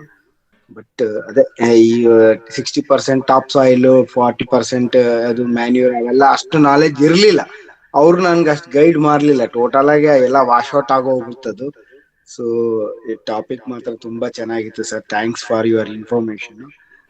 ಜೊತೆಗೆ ನಾನು ನಿಮ್ಗೆ ಇಷ್ಟು ಮುಂಚೆನೆ ನಿಮ್ ಹತ್ರ ಮಾತಾಡಿದ್ದೆ ಸರ್, ಗ್ಲಿಸರಿಡಿಯಾ ಅದು ಕಟ್ಗಳು ತರಿಸಿದ್ದೆ ಅಂತ. ಆ ಕಟ್ಗಳ ಒಣಗೋಗ್ಬಿಟ್ಟು ಸರ್, ಯಾವ ಬರ್ಲೇ ಇಲ್ಲ ನನಗೆ. ಮತ್ತೆ ಗ್ಲಿಸರಿಡಿಯಾ ಸೀಡ್ಸ್ ಎಲ್ಲಿ ಸಿಗುತ್ತೆ ಅಂತ ಸ್ವಲ್ಪ ಇನ್ಫಾರ್ಮೇಶನ್ ಕೊಟ್ರೆ ಒಂದ್ ಸ್ವಲ್ಪ ಮಿನಿಮಮ್ ಅಷ್ಟು ನಾನು ಪರ್ಚೇಸ್ ಮಾಡ್ತೀನಿ ಸರ್. ಇದೊಂದು ವಿಷಯ. ಮೂರನೇದು ಬಂದು ನಮ್ಮ ಫಾರ್ಮರ್ ನಲ್ಲಿ ಶೆಡ್ ಇದೆ ಸರ್. ಒಳಗೆ ಮಲ್ಬರಿ, ಇಷ್ಟು ಮುಂಚೆ ಮಲ್ಬರಿ ರೇರಿಂಗ್ ಇತ್ತು. ಆ ಶೆಡ್ ನಲ್ಲಿ ನಾವು ಇದು ಪ್ಲಾಸ್ಟಿಕ್ ಕವರ್ ನಲ್ಲಿ ಇಟ್ಟು ರೈಸ್ ಮಾಡ್ಬೋದಾ ಅನ್ನೋದು ಅದೊಂದು ಪ್ರಶ್ನೆ ಇತ್ತು ಸರ್. ಇಷ್ಟೇ ಸರ್. ಥ್ಯಾಂಕ್ಸ್. ಓಕೆ, ಧನ್ಯವಾದ ತಿರುಮಲ ಪ್ರಸಾದ್ ಅವರೇ. ಸೊ ಅದೇ ಪ್ರಯತ್ನ ಮಾಡಿ. ನೀವು ಆಲ್ರೆಡಿ ಹೇಳಿದಾಗೆ ಸಾಯಿಲ್ ಮಿಕ್ಸ್ ಈ ಥರ ಮಾಡ್ಕೊಂಡಾಗ ನಿಮಗೆ ಫಲಿತಾಂಶ ಬರುತ್ತೆ, ಮುಂಚಿನ ಒಂದು ಪ್ರಯತ್ನಕ್ಕೆ ಕಂಪೇರ್ ಮಾಡಿದಾಗ. ಎರಡನೇದು, ಈಗ ಗ್ಲಿರಿಸಿಡಿಯಾ ಹೂ ಬಿಡ್ತಾ ಇದೆ ಎಲ್ಲ ಕಡೆಯಲ್ಲೂ. ಈಗ ಸೀಡ್ಸ್ ಇವಾಗ ಸಿಗೋಕ್ಕೆ ಶುರುವಾಗುತ್ತೆ. ಇನ್ನೊಂದು 2 ವಾರದಲ್ಲಿ ಅಥವಾ 3 ವಾರದಲ್ಲಿ ಸೀಡ್ಸ್ ಕಲೆಕ್ಷನ್ ಸ್ಟಾರ್ಟ್ ಆಗುತ್ತೆ. ಸೊ ನಮ್ಮಗಳಲ್ಲಿ ಯಾರೆಲ್ಲಾರು ಸಿಕ್ಕಿದ್ರೆ ನಾವು ಅದನ್ನು ಬುಧವಾರದಲ್ಲಿ ಹಂಚ್ಕೊತಾ ಹೋಗೋಣ ಮಾಹಿತಿನ. ಸೊ ಅದನ್ನು ನಾವು ಎಕ್ಸ್ಚೇಂಜ್ ಮಾಡ್ಕೊಳ್ಳೋಣ. ನಮ್ಮನೆ ತೋಟದಲ್ಲೂ ಇದೆ, ಬಟ್ ನಾನು ಎಷ್ಟು ಹಿಡಿತೀನೋ ಗೊತ್ತಿಲ್ಲ. ಸೊ ಹಿಡಿಯೋಕ್ಕೆ ಪ್ರಯತ್ನ ಮಾಡೋಣ. ಇಲ್ಲಾಂದರೆ ಪ್ರೊಫೆಷ್ನಲ್ ಸೀಡ್ ಕಲೆಕ್ಟರ್ಸ್ಗಳು ಅದನ್ನು ಕಲೆಕ್ಟ್ ಮಾಡ್ತಾರೆ. ಸೊ ಫೆಬ್ರವರಿ ಕೊನೆ ವಾರದಲ್ಲಿ ಅಥವಾ ಮಾರ್ಚಿ ಮೊದಲನೇ ವಾರದಲ್ಲಿ ಈ ಸೀಡ್ ಕಲೆಕ್ಟರ್ಸ್ಗಳನ್ನು ನಾವು ಕಾಂಟ್ಯಾಕ್ಟ್ ಮಾಡಿದ್ರೆ ಈ ಸೀಸನ್ ಸೀಡ್ಸು ಅವ್ರ ಹತ್ರ ಸಿಗುತ್ತೆ. ಸೊ ನಾವು ಆ ಸೀಡ್ ಕಲೆಕ್ಟರ್ಸ್ ನಂಬರ್ನ ಕೆಲವೊಂದು ಕಲೆಕ್ಟ್ ಮಾಡಿ ನಾನು ಶೇರ್ ಮಾಡ್ತೀನಿ. ಮುಂದಿನ ಬುಧವಾರದಲ್ಲಿ ಸಾಧ್ಯವಾದ ಒಂದು 2-3 ನಂಬರ್ ಶೇರ್ ಮಾಡಿರ್ತೀನಿ. ಬಟ್ ನೀವು ಕಮರ್ಷಿಯಲ್ ಇವತ್ತು ನೆಗೋಷಿಯೇಟ್ ಮಾಡಬೇಕು. ನೆಗೋಷಿಯೇಟ್ ಮಾಡಿ ತರಿಸ್ಕೊಳ್ಳಿ. ಸೊ ಆದಷ್ಟು 26ನೇ ಇಸ್ವಿ ಈ ಸಾಲಿನಲ್ಲಿ ಬಂದಂಥ ಹೊಸ ಬೀಜಗಳನ್ನು ಹಿಡಿಯೋಣ. ಕೆಲವು ಸೀಡ್ ಕಲೆಕ್ಟರ್ಸ್ ಏನು ಮಾಡ್ತಾರೆ, ಅವರಲ್ಲಿ ಇರ್ತಕ್ಕಂಥ ಇನ್ವೆಂಟ್ರಿನ ನಮಗೆ ಕೊಡೋಕ್ಕೆ ಶುರು ಮಾಡ್ತಾರೆ ಲಾಸ್ಟ್ ಇಯರ್ದು. ಅಲ್ಲಿ ನಮಗೆ ಪರ್ಸೆಂಟೇಜ್ ಆಫ್ ಜರ್ಮಿನೇಷನ್ ಕಮ್ಮಿ ಆಗ್ಬೋದು. ಹಾಗಾಗಿ ಯಾವುದೇ ಗ್ಲಿರಿಸಿಡಿ ಅಲ್ಲ, ಯಾವುದೇ ಬೀಜ ನೀವು ತೊಗೊಳಂಗಿದ್ರೆ ಇನ್ನೊಂದು 2-3 ವಾರ ವೆಯ್ಟ್ ಮಾಡೋದು ಒಳ್ಳೆಯದು ಅಂತ ನನ್ನ ಸಲಹೆ. ನೋಡೋಣ, ನಾವು ಸೀಡ್ ಕಲೆಕ್ಟರ್ಸ್ನ ಕ್ಯಾಪ್ಚರ್ ಮಾಡೋಣ, ಆಮೇಲೆ ಕಾಂಟ್ಯಾಕ್ಟ್ ಮಾಡ್ಕೋತಾ ಇರೋಣ. ನಮ್ಮ ಕೃಷಿ ಭೂಮಿಯಲ್ಲಿ ಸಿಗಬಹುದಾದಂಥ ಬೀಜಗಳನ್ನು ನಾವು ಒಂದು ಲಿಸ್ಟ್ ಮಾಡಿಕೊಂಡು ಹಿಡಿದಿಟ್ಕೊಳ್ಳೋಣ.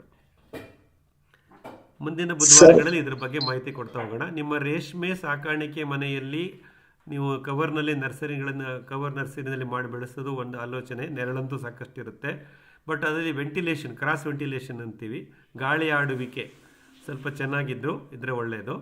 ಆಮೇಲೆ ಸೂರ್ಯನ ಬೆಳಕು ಅದ್ರ ಮೇಲೆ ಬೀಳಬೇಕಾಗತ್ತೆ ಒಂದು ಹಂತದಲ್ಲಿ. ಸೊ ನಿಮ್ಮದು ಛಾವಣಿ ಸಹಿತವಾದಂಥ ರೇಷ್ಮೆ ಸಾಗಾಣಿಕೆ ಮನೆ ಆದ್ದರಿಂದ ಪ್ರಾರಂಭ ದಿನದಲ್ಲಿ ಓಕೆ, ಅದು ಮೊಳಕೆ ಬಂದು ಒಂದು 2 ಎಲೆ 3 ಎಲೆ ಆಗೋ ತನಕ ಓಕೆ. ಆಮೇಲೆ ಅದಕ್ಕೆ ಬಿಸಿಲು ಬೀಳೋ ಥರ ವ್ಯವಸ್ಥೆ ಮಾಡಬೇಕಾಗತ್ತೆ. ಅದನ್ನು ನೀವು ಹೇಗೆ ಮಾಡ್ತೀರಾ? ವಿಶಾಲವಾದ ಕಿಟಕಿಗಳಿದೆಯಾ? ಕಿಟಕಿಯಿಂದ ಮುಂಜಾನೆ 1 ಗಂಟೆ ಆ ಜಾಗದಲ್ಲಿ ಬಿಸಿಲು ಬೀಳೋ ಥರ ನೋಡ್ಕೋತೀರಾ? ಅಥವಾ ಕೆಲವು ಸಮಯದ ನಂತರ ಆ ರೇಷ್ಮೆ ಒಳಾಂಗಣದಿಂದ ಹೊರಾಂಗಣಕ್ಕೆ ಅಷ್ಟು ಗಿಡಗಳನ್ನು, ಪಾಟ್ಗಳನ್ನು ನರ್ಸರಿ ಬ್ಯಾಗ್ನ ಹೊರಗಡೆ ತಂದು ಇಟ್ಕೋತೀರಾ? ಅದನ್ನು ನೋಡ್ಕೊಳ್ಳಿ. ಹೊರಗಡೆ ತಂದು ಇಟ್ಕೊಂಡ್ರೆ ನಿಮ್ಗೆ ಏನಾರು ಸಮಸ್ಯೆಗಳಾಗತ್ತಾ? ಪ್ರಾಣಿಗಳು ಅಥವಾ ನಿಮ್ಮ ಇದು ಬೇರೆ ಏನಾರು ಅದಕ್ಕೆ ಅಡಚಣೆಗಳಾಗತ್ತಾ? ಯಾಕೆ ನೀವು ಒಳಗಡೆ ಮಾಡಬೇಕು ಅಂತ ಇಚ್ಛೆ ಪಡ್ತಿದ್ದೀರಾ? ಸೊ ಅದು ನೋಡ್ಕೊಳ್ಳಿ ಸರ್. ಬಟ್ ಎಳೆ ಬಿಸಿಲು, ಮುಂಜಾನೆ ಬಿಸಿಲು ಗಿಡಗಳ ಮೇಲೆ, ನರ್ಸರಿ ಗಿಡ ಮೇಲೆ ಬೀಳೋದು ಭಾಳ ಮುಖ್ಯ.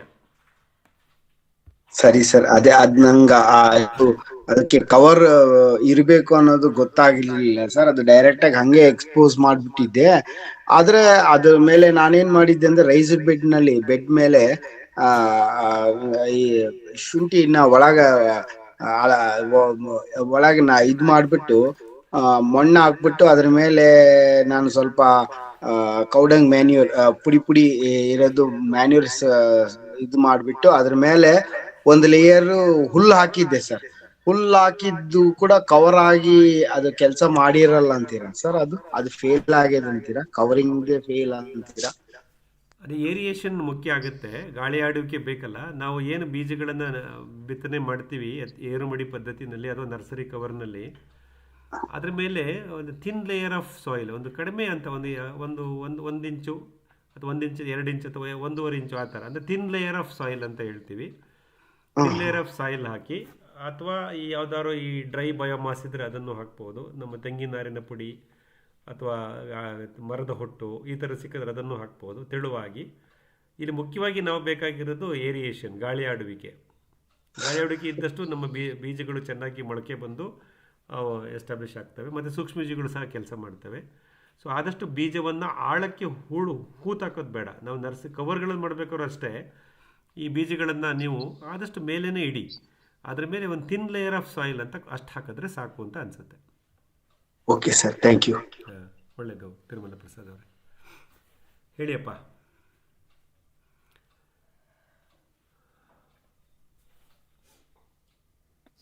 ಸರ್, ಈಗ ಇದು ಬೀಜ ಮೊಳಕೆ ಹೊಡೆದು ನಮಗೆ ಸ್ಟೆಮ್ ಸೈಜು ಕರೆಕ್ಟ್ ಆಗಿ ಬೇರು ಚೆನ್ನಾಗಿ ಆಗಿದೆ ಅಂತಂದ್ರೆ ಟ್ರಾನ್ಸ್ಪ್ಲಾಂಟ್ ಮಾಡ್ತೀವಲ್ಲ, ಸೊ ಆವಾಗ ಅದು ನರ್ಸರಿ ಪಾಕೆಟ್ ಒಳಗಡೆ ಇರೋ ಲೆವೆಲ್ಗೆನೆ ಊತಾಕ್ಬೇಕಾ ಅಥವಾ ಇನ್ನ ಡೀಪ್ ಆಗಿ ಹಾಕ್ಬೇಕಾ? ಯಾವ ಲೆವೆಲ್ಗೆ ಹಾಕ್ಬೇಕಾಗುತ್ತೆ? ಅದೇ at the time of transplanting ಅಂತ ಹೇಳ್ತೀವಿ ನಾವು. ಗಿಡವನ್ನು ಮುಖ್ಯ ಭೂಮಿಗೆ ವರ್ಗಾವಣೆ ಮಾಡುವಾಗ ಬೆಡ್ಡಲ್ಲಿ ಮಾಡ್ಕೊಂಡಿದ್ರೆ ಒಂದು ವಿಧಾನ, ಬೇರು ಹರಿದೇ ಇರಿದ್ರೆ ನಿಧಾನವಾಗಿ ಜೋಪಾನವಾಗಿ ಕಿತ್ಕೋಬೇಕು. ಹಾಗಾಗಿ ಅಗಲವಾದ ಆಳವಾದ ಬೇರು ರಚನೆ ಆಗಕ್ಕೆ ಮುಂಚೆನೇ ನಾವು ಟ್ರಾನ್ಸ್ಪ್ಲಾಂಟ್ ಮಾಡಬೇಕು. ಅಂದರೆ 35ರಿಂದ 40 ದಿನದೊಳಗಡೆ. ಅಥವಾ ನಾವು ಕವರ್ನಲ್ಲಿ ಮಾಡ್ಕೊಂಡ್ರೂ ಅದೇ ಕತೆ ಆಗುತ್ತೆ. ಸೊ ಆದಷ್ಟು ಬೇರು ಜಾಸ್ತಿ ಬಿಡ್ತಾರೆ ನೋಡ್ಕೋಬೇಕಾಗತ್ತೆ. ಆಮೇಲೆ ನೆಡುವಾಗ ಆ ಕಾಂಡದ ಭಾಗ, ಎಲ್ಲಿ ಕಾಂಡ ಪ್ರಾರಂಭ ಆಗಿರುತ್ತೋ ಆ ಕಾಂಡದ ಭಾಗ ನಮ್ಮ ಮೇಲ್ಮಣ್ಣಿನ, ನಮ್ಮ ಟಾಪ್ ಸಾಯಿಲ್ ಅಂತೀವಲ್ಲ, ನಮ್ಮ ಮುಖ್ಯ ಭೂಮಿಯ ಮೇಲ್ಮಣ್ಣಿನ ಆ ಲೆವೆಲ್ಗೆ ಇದ್ದರೆ ಸಾಕು. ತುಂಬ ಆಳ ಮಾಡಿ ಒಳಗಡೆ ನೆಡುವಂಥ ಅವಶ್ಯಕತೆ ಇಲ್ಲ. ತುಂಬ ಆಳ ಮಾಡಿ ನೆಟ್ಟಾಗ ನಮ್ಮ ಭೂಮಿಯ ಮೇಲ್ಮಣ್ಣಿಗಿಂತ ತಳಭಾಗದಲ್ಲಿ ಗಿಡವನ್ನು ಹೂತಾಗ, ನಾವು ಗಿಡ ನಾಟಿ ಮಾಡೋದು ಮೇ 2ನೇ ವಾರ ಅಥವಾ ಜೂನ್ 1ನೇ ವಾರ ಆದಾಗ ವಿಪರೀತವಾಗಿ ಮಳೆ ಬಂದು ಅಲ್ಲಿ ಗುಂಡಿನಲ್ಲಿ ನೀರು ನಿಂತ್ಕೊಳ್ಳೋದು, ಮತ್ತು ಅಲ್ಲಿ ಸಫಕೇಷನ್ ಆಗೋದು, ಏರಿಯೇಷನ್ ಆಗದೆ ಇರೋದು, ಮೈಕ್ರೋಬ್ಸ್ ಕೆಲಸ ಮಾಡದೇ ಇರೋದು, ಮತ್ತು ರೂಟ್ ಎಕ್ಸ್ಪ್ಯಾನ್ಷನ್ ಆಗದೆ ಇರೋದು, ಇವೆಲ್ಲ ಸಮಸ್ಯೆಗಳಾಗತ್ತೆ.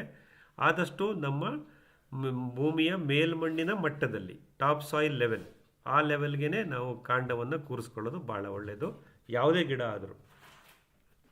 ಓಕೆ ಸರ್, ಓಕೆ, ಕರೆಕ್ಟ್, ಅರ್ಥ ಆಯ್ತು ಸರ್. Thank you. ಹೇಳಿಯಪ್ಪ, ಹೇಗಿತ್ತು ಇವತ್ತಿನ ವಿಷಯ? ಮತ್ತು ಇನ್ನೇನಾದ್ರು ಹೆಚ್ಚಿನ ಮಾಹಿತಿ ಬೇಕಾದರೆ ಕೇಳಿ.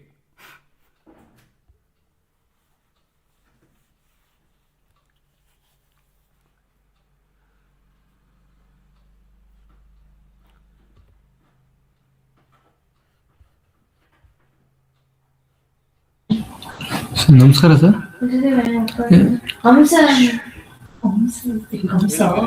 ಹೇಳಿ ಸರ್, ಕೇಳಿಸ್ತಾ ಇದೆಯಾ? ಕೇಳಿಸ್ತಾ ಇದೆ, ಹೇಳಿ. ಹೇಳಿ ಸರ್.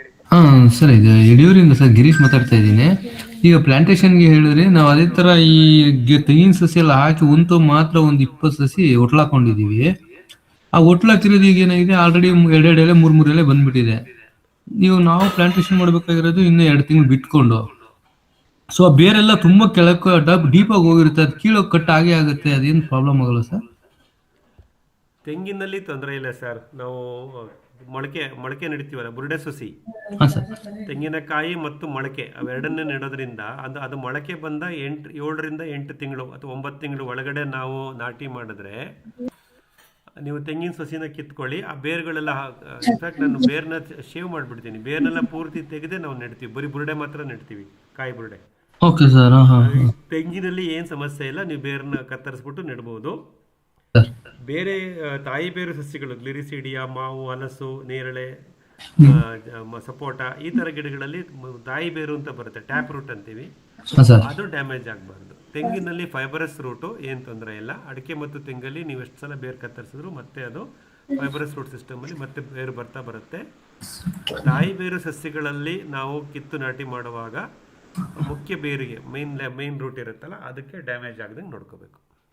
ಓಕೆ ಸರ್, ಹಂಗೆ ಇನ್ನೊಂದು ಮಾಹಿತಿ ಬೇಕು ಸರ್. ಈಗ ನಾವು ನ AEM ಮಾಡಿದ್ದೀವಿ, ಒಂದು ಅರ್ಧ ಉಳಿದಿದೆ ಇನ್ನ ನಮಗೆ. ಅರ್ಧ ಉಳಿದಿರೋದ್ರಿಂದ ಅದನ್ನ ತಿರ್ಗಾ ನೀವು ಹೇಳಿದ್ರಿ ಬೆಲ್ಲ ಹಾಕ್ಬಿಟ್ಟು ಹಂಗೆ ಮುಚ್ಚಿಡಿದಾರೆ. ಮುಚ್ಚಿದ್ರೆ ಶೇಡ್ ನೆಟ್ ಮುಚ್ಚಬೇಕಾ ಸರ್? ಮುಚ್ಚಬಾರ್ದು, ಶೇಡ್ ನೆಟ್ಟಲ್ಲಿ ಮುಚ್ಚಬೇಕು. ಕರೆಕ್ಟ್. ಶೇಡ್ ನೆಟ್ ಮುಚ್ಚಬೇಕಲ್ಲ? ಅಷ್ಟೇ. ನೀವು ಸಂಪೂರ್ಣವಾಗಿ AEM ಬಳಸ್ಕೊಳ್ಳಿ. ಬಳಸ್ಕೊಳಕ್ಕಾಗಲಿಲ್ಲ ಅಂದರೆ ಅದು ಸ್ವಲ್ಪ ಸೂಕ್ಷ್ಮಜೀವಿಗಳು, ಆಲ್ರೆಡಿ ಸೂಕ್ಷ್ಮಜೀವಿಗಳು ಆಕ್ಟಿವೇಟ್ ಆಗಿರ್ತವೆ, ಅವಕ್ಕೊಂದು ಸ್ವಲ್ಪ ಊಟ ಕೊಟ್ಬಿಟ್ಟು ಬೆಲ್ಲ ಹಾಕಿ ಮತ್ತೆ ಈರುಳ್ಳಿ ಚೀಲ ಅಥವಾ ಶೇಡ್ ನೆಟ್ನ ಕಟ್ಬಿಡಿ. ಶೇಡ್ ನೆಟ್ ಕಟ್ಟುವ ಉದ್ದೇಶ ಏನಂದ್ರೆ ಸೊಳ್ಳೆ ಮತ್ತು ನೊಣ ಅಲ್ಲೋಗಿ ಮೊಟ್ಟೆ ಇಡಬಾರ್ದು. ನಾವು ಕ್ಯಾಪೆ ಹಾಕ್ಬಿಟ್ವಿ ಸರ್, ಮುಚ್ಚುವ. EM ಫಸ್ಟ್ ಟೈಮ್ 2 days ಮಾಡ್ತೀವಲ್ಲ, ಆತರ ಮಾಡ್ಬೇಕು. ಅವಾಗ ಏನಾಗುತ್ತೆ, ಏರೋಬಿಕ್ ಮೈಕ್ರೋಬ್ಸ್ ಎಲ್ಲ ಮತ್ತೆ ಡಾರ್ಮೆಂಟ್ ಆಗುತ್ತೆ, ಅನ್ಏರೋಬಿಕ್ ಮೈಕ್ರೋಬ್ಸ್ ಮತ್ತೆ ಮೆಜಾರಿಟಿಗೆ ಬರುತ್ತೆ. ತೊಂದರೆ ಇಲ್ಲ. ಮತ್ತೆ ನೀವು ಮುಚ್ಚಲ ತೆಗೆದು ಇಮಿಡಿಯೇಟ್ ಆಗಿ ಬಳಸಬೇಡಿ, 2 ದಿನ ಬಿಟ್ಟು ಬಳಸಿ. Okay, thank you sir. ಒಳ್ಳೇದು. ಎಲ್ಲ ವಿವರಣೆ ನಿಶ್ಚಳವಾಗಿ ಕೊಟ್ಟಿರ್ತೀನಿ, ವಿವರವಾಗಿ ನೀವು ಕೇಳಿಸ್ಕೋಬೇಕಷ್ಟೇ. Okay sir. ಒಳ್ಳೇದು ಗಿರೀಶ್, ಮಾಡಿ ಪರವಾಗಿಲ್ಲ, ಹಂಚ್ಕೊಳ್ಳಿ ಈ ರೀತಿ.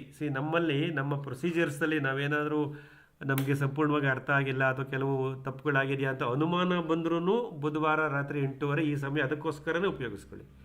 ಯಾಕಂದರೆ ಇದನ್ನು ಎಲ್ಲ ರೀತಿಯ ಅನುಮಾನಗಳು ಎಲ್ರಿಗೂ ಪರಿಹಾರ ಆಗಲಿ ಅನ್ನೋದೇ ನಮ್ಮ ಈ ಮ್ಯೂಚುವಲ್ ಶೇರಿಂಗ್, ಪರಸ್ಪರ ಹಂಚಿಕೆಯ ಒಂದು ಮುಖ್ಯ ಉದ್ದೇಶ. ಬುಧವಾರ ರಾತ್ರಿ ದಯವಿಟ್ಟು ಈ ಥರ ಮಾಡಿ ಗಿರೀಶ್. ಒಳ್ಳೆಯದು, ನೀವು ಹೇಳ್ಕೊಂಡಿದ್ದು ಭಾಳ ಒಳ್ಳೆಯದಾಯಿತು. ಇತರ ಮಿತ್ರರು ಆ ಥರನೇ ಮಾಡ್ಕೊಳ್ಳಿ. Okay sir, thank you.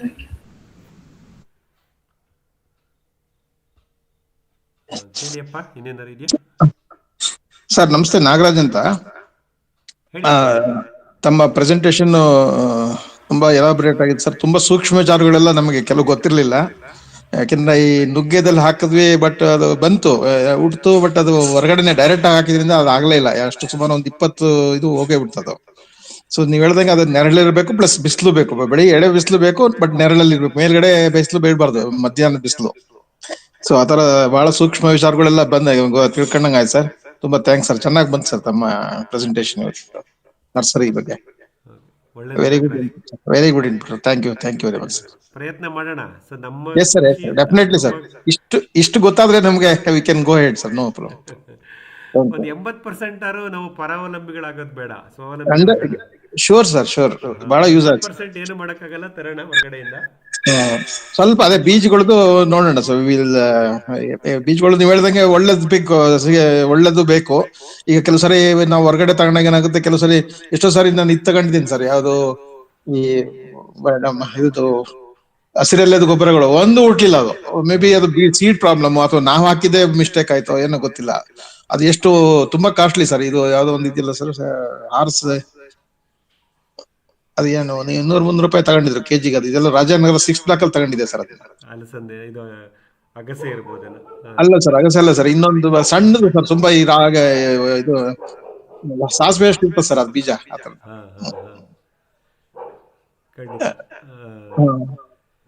ಅದೇ ನೋಡೋಣ. ಅದೇ ಈ ಸಲ ನಾವೇನ್ ಮಾಡೋಣ, ಲಾವಂಚ ಇರ್ಬೇಕು ನೋಡಿ ಸರ್, ಲಾವಂಚ. ಅಲ್ಲ, ಡಯಂಚ ಬಂತ ಸರ್, ಅದು ಬಂತು. ಇದು ಇನ್ನೊಂದು ಬರ್ಲಿಲ್ಲ ಸರ್, ಅದು ನೆನಪಲ್ಲ. ಅದು ಸಣ್ಣ ಬೀಜ ಇರ್ಬೋದು. ತುಂಬಾ ಸಣ್ಣದು ಸರ್, ಅದು ಒಂದು ಬರ್ಲಿಲ್ಲ. ಅದು ಅಷ್ಟು ಇದಾಯ್ತು ನನಗೆ. ಯಾಕೆಂದ್ರೆ ಅದು ನಾವು ರೆಡಿ ಮಾಡಿ ಅದು ಬಿತ್ತನೆ ಮಾಡಿ ಅದಕ್ಕೆ 15 ದಿವಸ ಕಾಯ್ದು ಅಷ್ಟೆಲ್ಲ ಟೈಮ್ ತಗೊಳ್ತಲ್ಲ. So that whole period loss. ಆಮೇಲೆ ಸರ್ ಇನ್ನೊಂದು ಮಾಹಿತಿ ನಾಗರಾಜ್ ಅವರೇ ಅಥವಾ ನಾವೇನ್ ಮಾಡೋಣ ಅಂದ್ರೆ, ಈ ತರ ಎಲ್ಲಾ ವ್ಯತ್ಯಾಸಗಳಾಗೋದ್ರಿಂದ ನಾವ್ ಇದನ್ನ 2 ಬ್ಯಾಚ್ ಮಾಡ್ಕೊಳ್ಳೋಣ. ನಮ್ದೇ ನರ್ಸರಿ ಅಲ್ವಾ, ನಮ್ದೇ ಜಾಗ, ನಮ್ದೇ ನರ್ಸರಿ, ನಾವೇ ಮಾಡ್ಕೊಳ್ಳೋದು. ಉದಾಹರಣೆಗೆ ನನಗೆ 1,000 ಗಿಡ, ಯಾವ್ದೊಂದು ಗ್ಲಿರಿಸಿಡಿ ಅಥವಾ ಯಾವ್ದೋ ಒಂದು ಗಿಡ 1,000 ಬೇಕು ಅಂತ ಅನ್ಕೊಳ್ಳೋಣ, ನಮ್ಮ 26ನೇ ಇಸ್ವಿ ಮುಂಗಾರಿಗೆ ಹಾಕ್ಲಿಕ್ಕೆ. ಒಂದೇ ಸತಿ ಬೆಡ್ ಮಾಡಿ ಅಥವಾ ಕವರ್ ಮಾಡಿ 1,000 ಗಿಡಗಳನ್ನ ಬೆಳೆಯೋ ಪ್ರಯತ್ನ ಮಾಡೋದು ಬೇಡ. ಅದನ್ನ 2 ಬ್ಯಾಚ್ ಮಾಡೋಣ. ಮಾರ್ಚ್ ಮೊದಲನೇ ವಾರದಲ್ಲಿ 1 ಬ್ಯಾಚು, ಒಂದು 2 ವಾರ ಬಿಟ್ಟು ಇನ್ನೊಂದು ಬ್ಯಾಚ್ ಮಾಡೋಣ, 2 ಅಥವಾ 3 ವಾರ ಬಿಟ್ಟು ಇನ್ನೊಂದು ಬ್ಯಾಚ್ ಮಾಡೋಣ. ಅವಾಗ ಏನಾಗುತ್ತೆ, ಒಂದು ಬ್ಯಾಚ್ ಅಲ್ಲಿ ಫೇಲ್ಯೂರ್ ಆದ್ರೂ ಓಕೆ ಸರ್, ಎಸ್ ಎರಡನೇ ಸರ್. ಬ್ಯಾಚಲ್ಲಿ ಸೀಡ್ಸ್ ಚೇಂಜ್ ಮಾಡಬೇಕಾ ಅಥವಾ ಪ್ರೊಸೀಜರ್ ಏನಾದ್ರು ಚೇಂಜ್ ಮಾಡಬೇಕಾ ಗೊತ್ತಾಗ್ಬಿಡತ್ತೆ. ಆಮೇಲೆ ಅದು ನಾಟಿ ಮಾಡುವಾಗಲೂ ನಮ್ಗೆ 15 ದಿವಸ ತಡವಾಗಿ ಗಿಡ ಬರುತ್ತೆ, ತೊಂದರೆ ಇಲ್ಲ. ಯಾಕಂದರೆ ಮುಂಗಾರು ಜೂನ್ ಜುಲೈ ಆಗಸ್ಟ್ ಸೆಪ್ಟೆಂಬರ್ ಯಾವಾಗ ಬೇಕಾದ್ರೂ ನಾವು ನಾಟಿ ಮಾಡ್ಬೋದು. ಹಾಗಾಗಿ ಒಂದೇ ಸತಿ 1,000 ಗಿಡನ ಒಂದೇ ಬೆಡ್ಡಲ್ಲಿ ರೈಸ್ ಮಾಡೋಕ್ಕೆ ಟ್ರೈ ಮಾಡೋ ಬದಲು ಒಂದು 2 ವೀಕ್ಸ್ ಗ್ಯಾಪಲ್ಲಿ ನಾವು ಬ್ಯಾಚ್ 1 ಬ್ಯಾಚ್ 2 ಅಂತ ಮಾಡಿಕೊಂಡಾಗ ಈ ರೀತಿ ಆಗಬಹುದಾದಂಥ ಒಂದು ಏನೋ ಅನಾಹುತವನ್ನು ಕಂಟ್ರೋಲ್ ಮಾಡ್ಬೋದು. Yes sir. ಹಾಂ, very good. Thank you sir, thank you very much. ನಿಮ್ಮ ಅನುಭವಗಳು ಹೇಳ್ತಾ ಹೇಳ್ತಾ ಪ್ಯಾಕೇಜ್ ಆಫ್ ಪ್ರಾಕ್ಟೀಸ್ ಬೆಳೀತಾ ಬರುತ್ತೆ.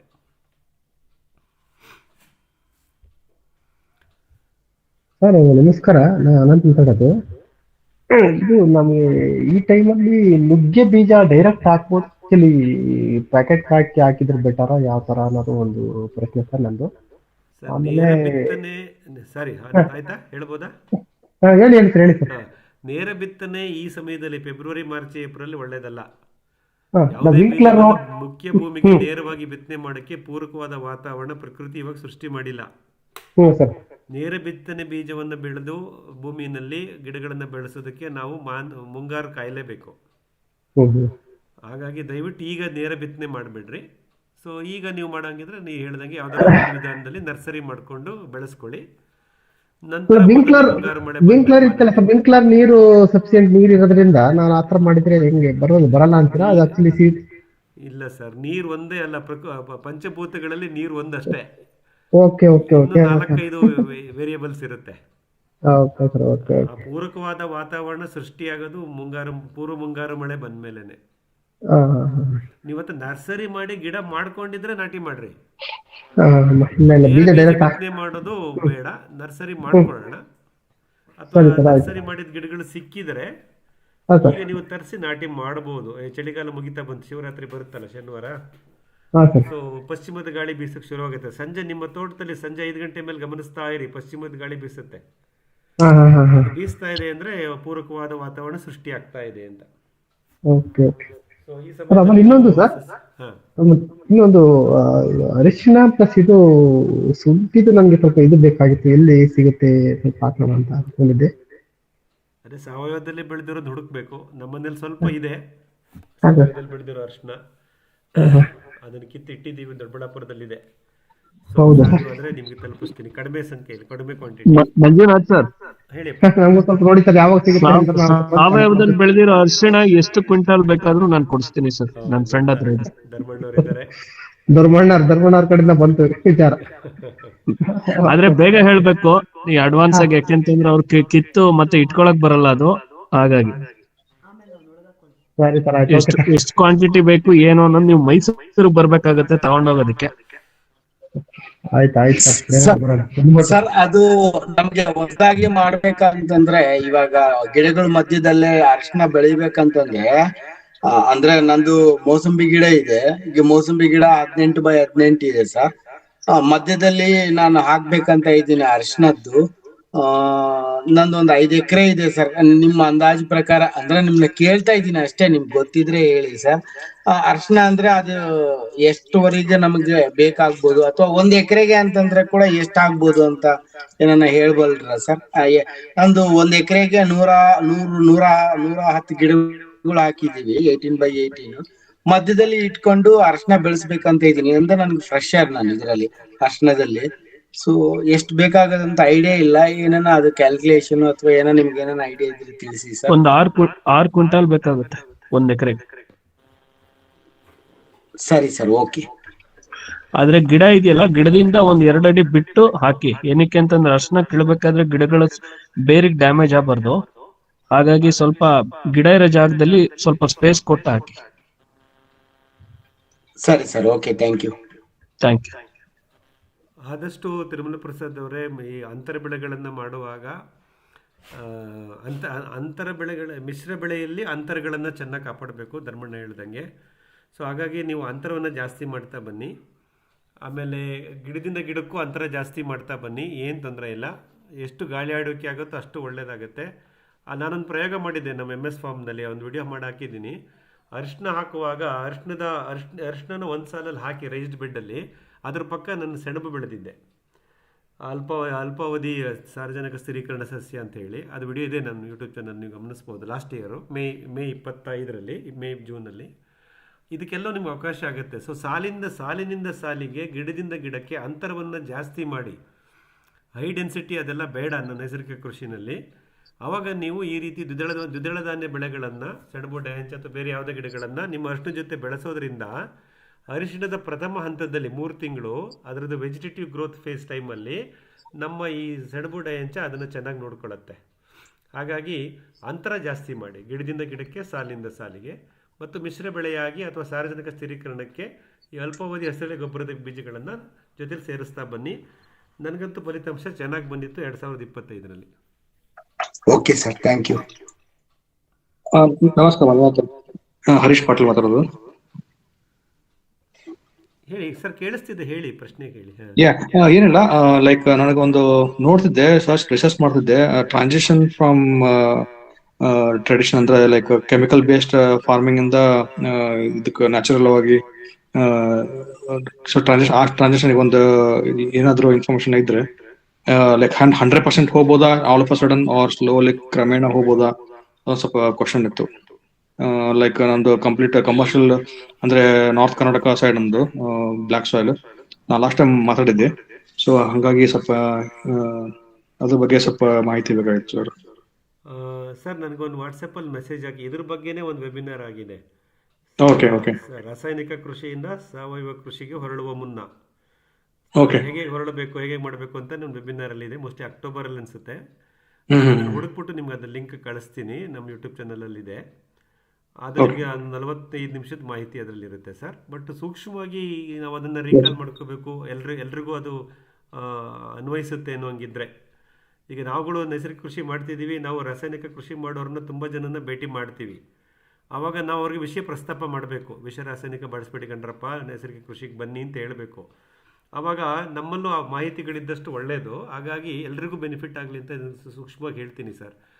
ರಾಸಾಯನಿಕ ಕೃಷಿಯನ್ನು ಸತತವಾಗಿ ಮಾಡುವಾಗ ಆಗತಕ್ಕಂಥ ದುಷ್ಪರಿಣಾಮಗಳು 2. ಒಂದು, ಮಣ್ಣಿನಲ್ಲಿ ಸೂಕ್ಷ್ಮಜೀವಿಗಳ ಚಟುವಟಿಕೆ ಮತ್ತು ಸಾಂದ್ರತೆ, activity of microbes and the diversity of microbes ಬಹಳ ಕಡಿಮೆ ಮಟ್ಟಕ್ಕೆ ಇಳಿದುಬಿಟ್ಟಿರುತ್ತೆ. ಸೊ ನಾವು ರಾಸಾಯನಿಕ ಕೃಷಿಯಿಂದ ಸಾವಯವ ಅಥವಾ ನೈಸರ್ಗಿಕ ಕೃಷಿಗೆ ಬರಬೇಕಂದ್ರೆ ನಾವು ಸೂಕ್ಷ್ಮಜೀವಿಗಳ ಕಡೆ ಗಮನ ಕೊಡಬೇಕು. ಸೂಕ್ಷ್ಮಜೀವಿಗಳಿಗೆ ಬೇಕಾದಂಥ ಪೂರಕ ವಾತಾವರಣ, ಮುಚ್ಚಿಗೆ, ತೇವಾಂಶ ಮತ್ತು ಆಹಾರ ಅದನ್ನು ಕೊಡ್ತಾ ಬಂದಾಗ ಮಣ್ಣಿನಲ್ಲಿ ಬದಲಾವಣೆಗಳನ್ನು ನೀವು ಗಮನಿಸ್ತೀರಾ. ಮೊದಲನೇ ಆಕ್ಟಿವಿಟಿ ಬಂದು ಮೈಕ್ರೋಬ್ಸ್, ಫೋಕಸ್ ಆನ್ ಮೈಕ್ರೋಬ್ಸ್ ಅಂತ ಹೇಳ್ತೀವಿ. ಸೂಕ್ಷ್ಮಜೀವಿಗಳ ಕಡೆ ಗಮನ ಕೊಡ್ತಾ ಬರೋಣ.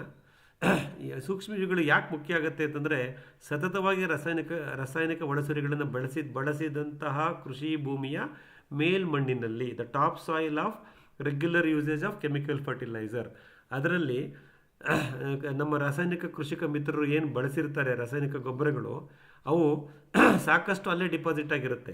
ಅವರು ಬೆಳೆ ಸಸ್ಯಕ್ಕೆ ಸಂಪೂರ್ಣವಾಗಿ ಹೋಗಿರಲ್ಲ, ಅದು ಅನ್ಅವೈಲಬಲ್ ಫಾರ್ಮ್ಯಾಟಲ್ಲಿ ಇರುತ್ತೆ. ಅದನ್ನು ಅವೈಲಬಲ್ ಫಾರ್ಮ್ಯಾಟ್ಗೆ ಡಿಸಾಲ್ವ್ ಮಾಡಬೇಕು. ಪರ್ಟಿಕ್ಯುಲರ್ಲಿ ಪಿ ಮತ್ತು ಕೆ, ಅವ್ರು ಜಾಸ್ತಿ ಯೂಸ್ ಮಾಡೋದೇ NPK. ಆ ಪಿ ಮತ್ತು ಕೆ ಅನ್ನೋದು ಸಾಕಷ್ಟು ಪ್ರಮಾಣದಲ್ಲಿ ನಿಮ್ಮ ಮಣ್ಣಿನಲ್ಲಿ ಉಳ್ಕೊಂಬಿಟ್ಟಿರುತ್ತೆ. ಅದನ್ನು ಹಿಡಿದು ಮತ್ತೆ ವಾಪಸ್ಸು ನಮ್ಮ ಮುಂದಿನ ಸಾವಯವ ಕೃಷಿಯ ನಿಮ್ಮ ಪ್ರಥಮ ಹೆಜ್ಜೆಯಲ್ಲಿ ಏನು ಬೆಳೆಗಳನ್ನು ಬೆಳಿತೀರಾ ಅದಕ್ಕೆ ಬೇಕಾದಂಥ P and K ನಿಮ್ಮ ಮಣ್ಣಿನಲ್ಲೇ ಇರುತ್ತೆ, ಅಥವಾ ಇತರ ಪೋಷಕಾಂಶಗಳು ಇರುತ್ತೆ. ಅದನ್ನು ಕರಗಿಸಿ ಕೊಡಲಿಕ್ಕೆ ಈ ಸೂಕ್ಷ್ಮಜೀವಿಗಳು ಬೇಕಾಗತ್ತೆ. ಹಾಗಾಗಿ ಬಹಳ ಮುಖ್ಯವಾಗಿ ನಾವು ಗಮನ ಕೊಡಬೇಕಾಗಿರೋದು ಸೂಕ್ಷ್ಮಜೀವಿಗಳನ್ನು ಸೇರಿಸುವುದು ಮತ್ತು ಸೇರಿಸಿದ ಸೂಕ್ಷ್ಮಜೀವಿಗಳು ಕಾರ್ಯಪ್ರವೃತ್ತರಾಗಲಿಕ್ಕೆ ಪೂರಕ ವಾತಾವರಣ, ಮಾಯಿಶ್ಚರ್ ಆ್ಯಂಡ್ ಮಲ್ಚಿಂಗ್, ಇವೆರಡು ಬಹಳ ಮುಖ್ಯವಾಗುತ್ತೆ. ಇದ್ರ ಕಡೆ ಗಮನ ಕೊಟ್ಟರೆ ಮೊದಲನೇ ಹಂತ ಬರುತ್ತೆ ಅಂತ ಹೇಳ್ಬೋದು. ಎರಡನೇ ಹಂತದಲ್ಲಿ ನೀವು ಏನು ಬೆಳೆಗಳನ್ನು ನೀವು ರಾಸಾಯನಿಕ ಕೃಷಿಯಲ್ಲಿ ಯಾವುದು ಬೀಜಗಳನ್ನು ಸೆಲೆಕ್ಟ್ ಮಾಡಿ, ಹೈಬ್ರಿಡ್ ಬೀಜ ಆಗ್ಬೋದು, ಇನ್ನೊಂದು ಬೀಜ ಆಗ್ಬೋದು, ಸೆಲೆಕ್ಟ್ ಮಾಡಿ ಬೆಳೀತಾ ಇರ್ತೀರಾ, ಅಲ್ಲಿ ಈ ನಿರ್ದಿಷ್ಟವಾದ ಅಂತರಗಳು, ನೀವು ಅರಿಶಿಣದ ವಿಷಯದಲ್ಲಿ ತಿರುಮಲ ಪ್ರಸಾದ್ ಸರ್ಗೆ ಹೇಳಿದಾಗೆ ಮಾನೋಕ್ರಾಪ್, ಅವರು ಕೆಮಿಕಲ್ ಫಾರ್ಮಿಂಗ್ ಈಸ್ ಮಾನೋಕಲ್ಚರ್ ಅಂತ ಹೇಳ್ತೀವಿ, ಮಾನೋಕ್ರಾಪಿಂಗ್ ಅಂತ. ಅಲ್ಲಿ ಬಹುಬೆಳೆ ಪದ್ಧತಿ ಅಥವಾ ಕ್ರಾಪ್ ರೊಟೇಷನ್ನು ಅಥವಾ ಮಿಕ್ಸ್ಡ್ ಕ್ರಾಪ್ಗೆ ಅವ್ರು ಆಪ್ಷನ್ ಕೊಟ್ಟಿರಲ್ಲ. ನಾವಿಲ್ಲಿ ಏನು ಮಾಡಬೇಕಂದ್ರೆ ಅತಿ ಸಾಂದ್ರತೆ ಏಕಬೆಳೆ ಪದ್ಧತಿಯನ್ನು ತ್ಯಜಿಸಬೇಕು ಬೆಳೆ ಕ್ರಮ. ನಾವಿಲ್ಲಿ ಬಹುಬೆಳೆ ಪದ್ಧತಿ ಮತ್ತು ವಿರಳ ಸಾಂದ್ರತೆ, ಆದಷ್ಟು ನೀವು ಸ್ಪೇಸ್ನ ಜಾಸ್ತಿ ಮಾಡ್ತಾ ಬನ್ನಿ, ಗಿಡದಿಂದ ಗಿಡಕ್ಕೆ ಸಾಧ್ಯವಾದರೆ ಬೇರೆ ಬೇರೆ ಬೆಳೆಗಳನ್ನು, ಅಂತರ ಬೆಳೆಗಳನ್ನು ಸೇರಿಸ್ತಾ ಬನ್ನಿ. ಇದು ಬೆಳೆ ಜೋಡಣೆಯಲ್ಲಿ ನಾವು ಮಾಡ್ಕೋಬೋದಾದಂಥ ಒಂದು ಮುಖ್ಯವಾದ ಎರಡನೇ ವಿಧಾನ. ಮತ್ತು ಮೂರನೇದು ಬೀಜೋಪಚಾರ ಮಾಡೋದು, ಮತ್ತು ಹಿಂಡಿ ದ್ರಾವಣ ಅಥವಾ ನಮ್ಮ EM ದ್ರಾವಣ ಸೇರಿಸ್ತಾ ಇರೋದು, ಇದನ್ನು ಮಾಡ್ತಾ ಬನ್ನಿ. ಆಮೇಲೆ ಮಣ್ಣಿನಲ್ಲಿ ರೋಗ ನಿರೋಧತೆ ಶಕ್ತಿ ಕಡಿಮೆ ಇರುತ್ತೆ, ಹಾಗಾಗಿ ಹಾನಿಕಾರಕ ಸೂಕ್ಷ್ಮಜೀವಿಗಳು ಸಹ ಡಾಮಿನೆಂಟ್ ಆಗಿರ್ತವೆ. ಸೊ ನೀವು ಸಾವಯವ ಕೃಷಿಗೆ ಹೊರಳಿದಾಗ, ರಾಸಾಯನಿಕ ಮುಕ್ತ ಕೃಷಿಗೆ ಹೊರಳಿದಾಗ ನಿಮ್ಮ ಮೊದಲನೇ ಕ್ರಾಪಲ್ಲಿ ಅವಕ್ಕೆ ಸ್ವಲ್ಪ ನಮ್ಮದು ಸಸ್ಯ ಸಂರಕ್ಷಣೆ ಕಡೆ ಗಮನ ಕೊಡಬೇಕಾಗತ್ತೆ. ನಾನು ಆಲ್ರೆಡಿ ಹೇಳಿದಾಗೆ ಬೇವಿನ ಎಣ್ಣೆಯನ್ನು ಸ್ಪ್ರೇ ಮಾಡ್ತಾ ಇರೋದು, ಅಥವಾ ಮೆಣಸಿನಕಾಯಿ ಮತ್ತು ಬೆಳ್ಳುಳ್ಳಿ ಜಜ್ಜಿ ರಸ ಮಾಡ್ಕೊಂಡು ಸ್ಪ್ರೇ ಮಾಡ್ತಿರೋದು, ಈ ಥರ ಸ್ವಲ್ಪ ಒಂಚೂರು ಪ್ರೋಆ್ಯಕ್ಟಿವ್ ಆಗಿ ನೀವು ಮಾನಿಟ್ರ್ ಮಾಡ್ಕೊಂಬಿಟ್ರೆ ನಿಮ್ಮ ಕ್ರಾಪ್ಸ್ನ, ಸೊ ಅವುಗಳಿಗೆ ಒಂದು ಸಪೋರ್ಟ್ ಬೇಕಾಗತ್ತೆ. ಮಣ್ಣು ಆರೋಗ್ಯವಾಗ್ತಾ ಬರ್ತಾ ಆ ಒಂದು ಸಮಸ್ಯೆನೂ ನಿಮಗೆ ಕಮ್ಮಿ ಆಗ್ತಾ ಬರುತ್ತೆ. ಈ ಟ್ರಾನ್ಸಿಷನ್ ಪೀರಿಯಡ್ನಲ್ಲಿ ಇದನ್ನು ಮಾಡ್ಕೊಳ್ಳೋದು ಒಳ್ಳೆಯದು. ಹಾಗಾಗಿ ಬೆಳೆ ವಿನ್ಯಾಸ, ಮಿಶ್ರ ಬೆಳೆ ಜೋಡಣೆ, ಬೆಳೆಗಳ ನಡುವೆ ಅಂತರ, ಮಣ್ಣಿನಲ್ಲಿ ಮುಚ್ಚಿಗೆ ಮತ್ತು ತೇವಾಂಶ ನಿರ್ವಹಣೆ, ಇದಿಷ್ಟು ಸೂಕ್ಷ್ಮಜೀವಿಗಳ ಕಾರ್ಯಚಟುವಟಿಕೆ. ಇದನ್ನು ನೀವೊಂದು ಗೈಡ್ಲೈನ್ಸ್ ಅಂತ, ಒಂದು ಪಾಯಿಂಟರ್ಸ್ ಅಂತ ಇಟ್ಕೊಂಡು ನಿಮ್ಮದೇ ಆದಂಥ ಪ್ಯಾಕೇಜ್ ಆಫ್ ಪ್ರಾಕ್ಟೀಸ್ನ ಮಾಡ್ಕೊಳ್ಳಿ ಸರ್. ಖಂಡಿತ ಬದಲಾವಣೆ ಆಗುತ್ತೆ. ಮೊದಲನೇ ಅಥವಾ ಎರಡನೇ ಕ್ರಾಪ್ ಮುಗಿಯುವಷ್ಟೊತ್ತಿಗೆ ಸಾಕಷ್ಟು ಬೆಳವಣಿಗೆಗಳಾಗ್ತಾ ಇರುತ್ತೆ. ಆಮೇಲೆ ಪ್ಲಾಂಟ್ ರೆಸಿಡ್ಯೂಸ್ ಅಂತ ಹೇಳ್ತೀವಿ. ನೀವು ಬೀಜವನ್ನು ಮಾತ್ರ ತೊಗೊಳ್ಳಿ, ಫಸಲನ್ನು ಮಾತ್ರ ತೊಗೊಳ್ಳಿ, ಉಳಿದ ಸಸ್ಯಗಳನ್ನು ವಾಪಸ್ಸು, ಸಸ್ಯದ ಭಾಗಗಳನ್ನು ವಾಪಸ್ಸು ಮತ್ತೆ ಭೂಮಿಗೆ ಸೇರಿಸ್ತಾ ಬನ್ನಿ. ಇಷ್ಟು ಮಾಡೋದ್ರಿಂದ ಸಹಜವಾಗಿ ನಿಮ್ಮ ಮಣ್ಣು ರಾಸಾಯನಿಕ ಕೃಷಿಯಿಂದ ನೈಸರ್ಗಿಕ ಕೃಷಿಗೆ ಹೊಂದ್ಕೊಳ್ಳುತ್ತೆ.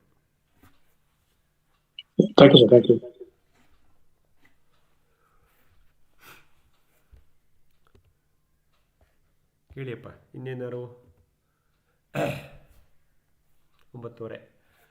ನಾನು ಕಳೆದ ವಾರ ಇದೊಂದು ಪ್ರಶ್ನೆ ಇಟ್ಟಿದ್ದೆ. So yield versus productivity. What is A productive yield?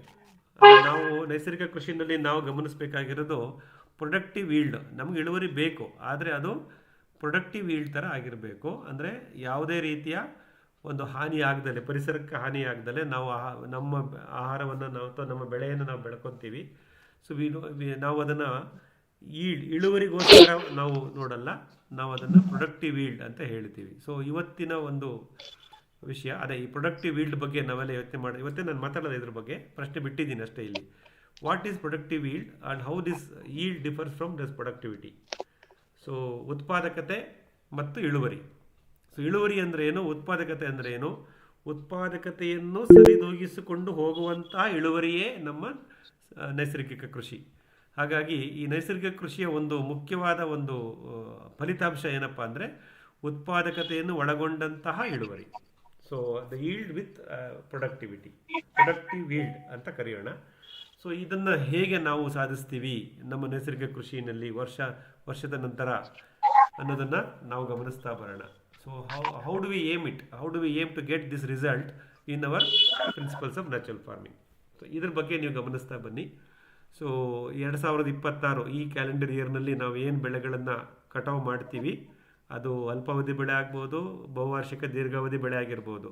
ಅದರಲ್ಲಿ ಮೈ ಈಲ್ಡ್ ಈಸ್ ಪ್ರೊಡಕ್ಟಿವ್ ಈಲ್ಡ್, ಇದು ಉತ್ಪಾದಕತೆಯನ್ನು ಒಳಗೊಂಡಂತಹ ಇಳುವರಿನೇ ಅನ್ನೋದನ್ನು ಗಮನಿಸ್ತಾ ಬನ್ನಿ. ಆ ಉತ್ಪಾದಕತೆಗಳು ಯಾವುದ್ಯಾವುದಿದೆ, ಮೆಜರಬಲ್, ನಾನ್ ಮೆಜರಬಲ್, ಎಲ್ಲವೂ ಹಣಕಾಸಿನ ಉತ್ಪಾದಕತೆ ಆಗಬೇಕಾಗಿಲ್ಲ. ನಿಮ್ಮ ಕೃಷಿ ಭೂಮಿಯಲ್ಲಿ ಆಗ್ತಕ್ಕಂಥ ಬದಲಾವಣೆಗಳು ಅದು ಕಾರಣವಾಗಿರುತ್ತೆ. ಇವೆಲ್ಲವನ್ನು ಸೂಕ್ಷ್ಮವಾಗಿ ಗಮನಿಸ್ತಾ ಬಂದರೆ ಸೊ ನಿಮ್ಮ ಒಂದು ಗುರಿ, ನೈಸರ್ಗಿಕ ಕೃಷಿಯ ಗುರಿ ಉತ್ಪಾದಕತೆಯನ್ನು ಒಳಗೊಂಡಂಥ ಇಳುವರಿ, ಇದ್ರ ಕಡೆಗೆ ನಾವು ಹೆಜ್ಜೆ ಇಟ್ಬಿಟ್ರೆ ನಮ್ಮ ಒಂದು ಈ ಪ್ರಯಾಣದ ಒಂದು ಫಲಿತಾಂಶ ನಮಗೆ ಬಂತು ಅಂತ ನಾವು ಅಂದ್ಕೋಬೋದು. ಹಾಗಾಗಿ ಇದನ್ನು ಉತ್ಪಾದಕತೆಯನ್ನು ಒಳಗೊಂಡಂಥ ಇಳುವರಿ, productive yield should be our aim, ಇದನ್ನು ಗುರಿಯಾಗಿ ಇಟ್ಕೊಳ್ಳೋಣ. ಈ ಅಟ್ಲೀಸ್ಟ್ 26ನೇ ಇಸ್ವಿನಲ್ಲಿ ನಾವೇನು ಕಟಾವು ಮಾಡ್ತೀವಿ ಆ ಪ್ರತಿ ಕಟಾವ್ನಲ್ಲೂ ಈ ಪ್ರಶ್ನೆ ಕೇಳ್ತಾ ಹೋಗೋಣ. Is my yield is just an yield or it is a productive yield? ಇದೊಂದು ಪ್ರಶ್ನೆ ನಮ್ಮಲ್ಲಿ ಇರಲಿ ಅಷ್ಟೇ.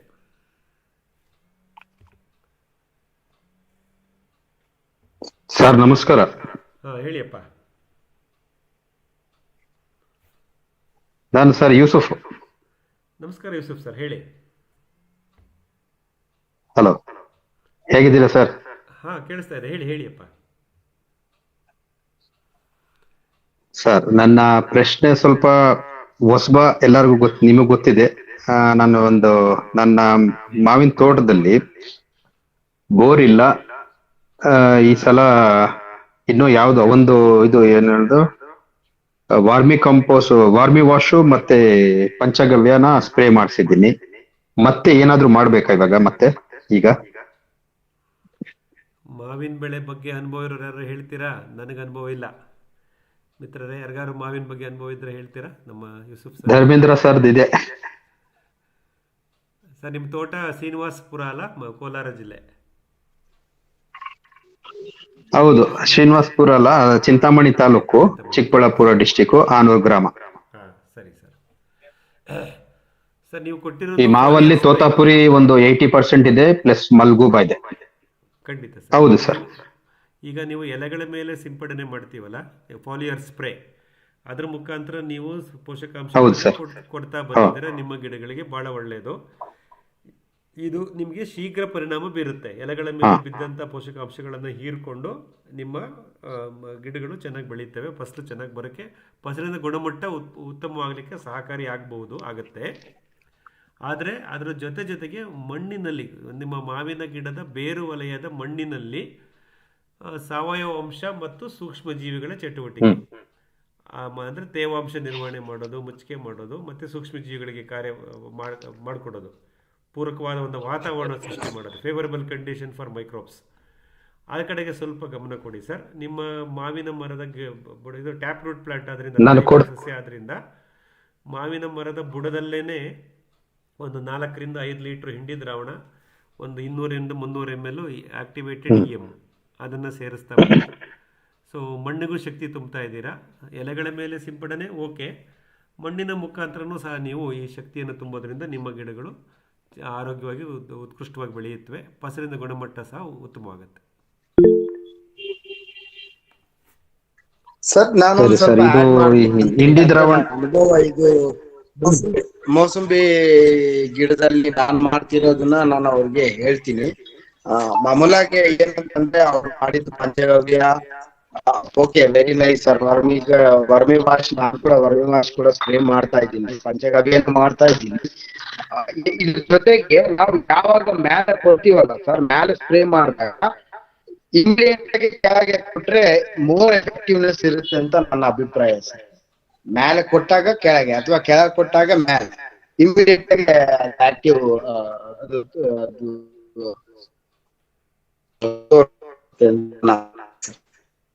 ಪ್ರೊಫೆಸರ್ ಅವ್ರದ್ದು ವಾಯ್ಸ್ ಸರಿ ಕೇಳಿಸ್ಲಿಲ್ಲ. ಓಕೆ, ಅರ್ಥ ಮಾಡ್ಕೊಳ್ಳೋಣ. ನಾವು ಅನ್ಕೋತೀವಿ ಅವರು ಫಾಲಿಯರ್ ಸ್ಪ್ರೇ ಜೊತೆಗೆ ಬೇಸಿನ್ ಅಪ್ಲಿಕೇಶನ್ ಮಾಡಿ ಅಂತ ನಾನು ಹೇಳಿದ್ನೇ ಹೇಳ್ತಿದ್ದಾರೆ ಅಂತ ಅನ್ಕೊಂತೀನಿ. ಕೆಳಗೆ ಮೀನ್ಸ್ ಮಣ್ಣಿಗೆ ಸೇರಿಸುವುದಾ ತಿರುಮಲ ಪ್ರಸಾದ್ ಅವರೇ, ಅಥವಾ ಮಾವಿನ ಎಲೆಯ ಕೆಳಭಾಗ? ಹೌದು ಸರ್, ಹೌದು, ಅದನ್ನೇ ನಾನು ಹೇಳ್ತಿರೋದು ಸರ್. ಅವರು ಇವಾಗ ಫಾರ್ ಎಕ್ಸಾಂಪಲ್ ಪಂಚಗವ್ಯ ಸ್ಪ್ರೇಯಿಂಗ್ ಬಂದು 3%, 5% ಸೊಲ್ಯೂಷನ್ ಇದ್ರೆ, double the rate 8%, 6 to 10% solution ಭೂಮಿನಲ್ಲಿ ಕೊಟ್ರೆ ಭಾರಿ ಎಫೆಕ್ಟಿವ್ ಆಗಿ ಕೆಲಸ ಮಾಡುತ್ತೆ sir. This is what I have observe sir. Information ಬಹಳ ಒಳ್ಳೆ ಮಾಹಿತಿ ತಿರುಮಲ ಪ್ರಸಾದ್ ಅವರೇ. ಯೂಸುಫ್ ಸರ್, ಸರ್ ಈ ಹಿಂಡಿ ದ್ರಾವಣ ಎಷ್ಟು ದಿನಕ್ಕೆ ಒಂದ್ಸಲ ಕೊಡ್ಬೇಕು ಸರ್? ಇದು ಕೇಳಿಸ್ತು ಸರ್. ಹಿಂಡಿ ದ್ರಾವಣ ಎಷ್ಟು ದಿನಕ್ಕೆ ಒಂದ್ಸಲ ಕೊಡ್ಲಿ ಸರ್ ಇದನ್ನ? ಶಕ್ತಿಯಾನುಸಾರ, ನಿಮ್ಮ ಶಕ್ತಿಯಾನುಸಾರ ಅಂದ್ರೆ ಪ್ರತಿ 3 ರಿಂದ 4 ವಾರಕ್ಕೆ ಒಂದ್ಸತಿ 4 ರಿಂದ 5 ಲೀಟರ್ ಪ್ರತಿ ಗಿಡಕ್ಕೆ. ಹಲೋ, ಮಂಜುನಾಥ್ ಸರ್ ಹೇಳಿ. ಧರ್ಮೇಂದ್ರ ಸರ್ ಏನು ಹೇಳ್ತಾ ಇದ್ದಾರೆ? ಹೇಳಿ ಸರ್. ಇದು ನಿಮ್ದೀಗ ಮಾವಲ್ಲಿ ಆಲ್ರೆಡಿ ಹೂ ಬಂದ್ಬಿಟ್ಟಿದ್ಯಾ? ಬಂದಿದೆ ಸರ್. ಆ ಹೂ ಏನಾದ್ರೂ ಕಪ್ಪಾಗಿ ಉದುರ್ತಾ ಇದೆಯಾ? ಬಂದಿದೆ. ಹೂ ಉದುರ್ತಾ ಇದೆಯಾ? ಇಲ್ಲ, ಅದು ನಾಳೆ ಹೋಗ್ತೀನಿ ಮತ್ತೆ ನಾನು ನೋಡು. ಇಲ್ಲ, ಅದು ಏನು ಉದುರಿಲ್ಲ. ಯಾಕಂದ್ರೆ ಕಡೆ 2 ವರ್ಷದಿಂದ ಅವ್ರು ಏನು 2 ವರ್ಷದಿಂದ ಅವರು ಯಾವ್ದು ಬೇರೆ ಕೆಮಿಕಲ್ ಯೂಸ್ ಮಾಡಿಲ್ಲ. ಮಂಜುನಾಥ್ ಸರ್ ಹೇಳಿದ್ಮೇಲೆ ಇದುವರೆಗೂ ಯಾರು ಏನು ಸ್ಪ್ರೇ ಮಾಡಿಲ್ಲ.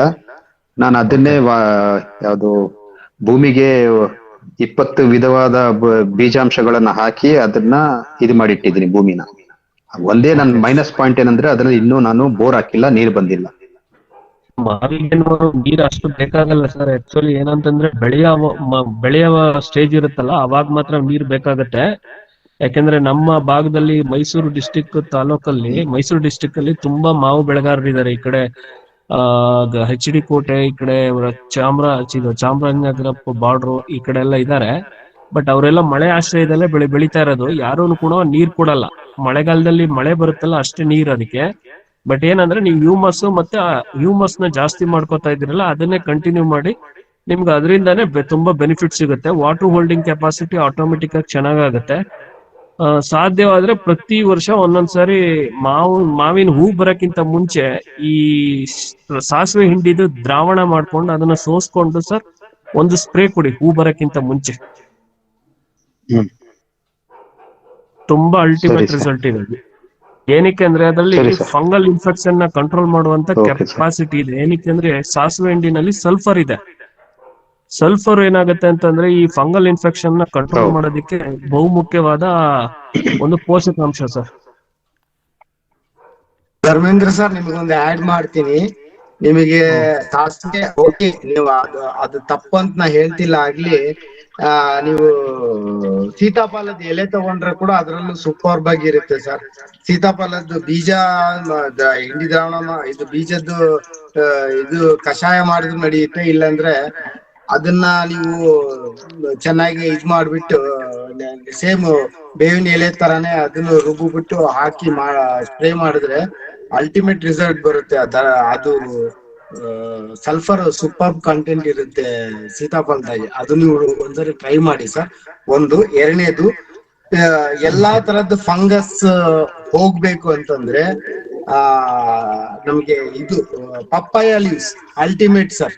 ಪಪ್ಪಾಯ ಲೀವ್ಸ್ ಯಾರ ಹತ್ರ ಪಪ್ಪಾಯ ಇದೆಯೋ ಒಂದ್ಸರಿ ಸುಮ್ನೆ ಟ್ರೈ ಮಾಡಿ ನೋಡಿ ಸರ್. ಇವಾಗ ನಾನು ಅದಕ್ಕೋಸ್ಕರ ಪಪ್ಪಾಯ ಹಾಕ್ಬೇಕು ಅನ್ಕೊಂಡಿದ್ದೀನಿ. ಅಷ್ಟು ಚೆನ್ನಾಗಿ ಕೆಲಸ ಮಾಡುತ್ತೆ ಪಪ್ಪಾಯ. ಪಪ್ಪಾಯ ಲೀವ್ಸ್ ನಾನ್ ನೋಡಿದಂಗೆ ವೈರಲ್ ಇನ್ಫೆಕ್ಷನ್ ನ ಕಂಟ್ರೋಲ್ ಮಾಡೋದಕ್ಕೆ ಹೆಲ್ಪ್ ಮಾಡುತ್ತೆ. ಬಟ್ ಫಂಗಲ್ ಇನ್ಫೆಕ್ಷನ್ ಗೆ ಎಷ್ಟು ಮಟ್ಟಕ್ಕೆ ಕೆಲಸ ಮಾಡುತ್ತೆ ಅನ್ನೋದು ನಾವು ಯಾವತ್ತೂ ಪ್ರಯೋಗ ಮಾಡಿಲ್ಲ ಸರ್. ನೋಡೋಣ, ನೀವ್ ಹೇಳಿದ್ಮೇಲೆ ನಾನು ಮಾಡಿ ನೋಡ್ತೀನಿ sir. Thank you so much sir.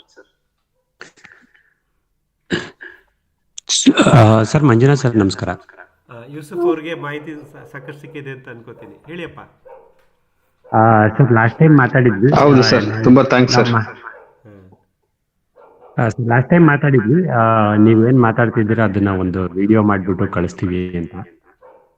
ಅದೇನಾದ್ರು ನೀವು ವಿಡಿಯೋ ಆಡಿಯೋ ರೆಕಾರ್ಡ್ ಮಾಡಿದ್ರೆ ಅದನ್ನ ಮತ್ತೆ ನೀವು ಇಲ್ಲಿ ಏನು PDF ಅಥವಾ ಡಾಕ್ಯುಮೆಂಟೇಶನ್ ಹಾಕ್ತಾ ಇದ್ದೀರಾ ಅದನ್ನ ಗ್ರೂಪಲ್ಲಿ ಶೇರ್ ಮಾಡಿದ್ರೆ ನಾವು ಮತ್ತೆ ಏನಾದ್ರು ಫರ್ದರ್ಸ್ಗೆ ಏನಾದ್ರು ಇದ್ದಾಗ ಅದನ್ನ ನೋಡ್ಲಿಕ್ಕೆ ಮತ್ತೆ ಓದ್ಲಿಕ್ಕೆ ಅನುಕೂಲ ಆಗುತ್ತೆ ಅಂತ ನನ್ನ ಒಪಿನಿಯನ್ ಸರ್.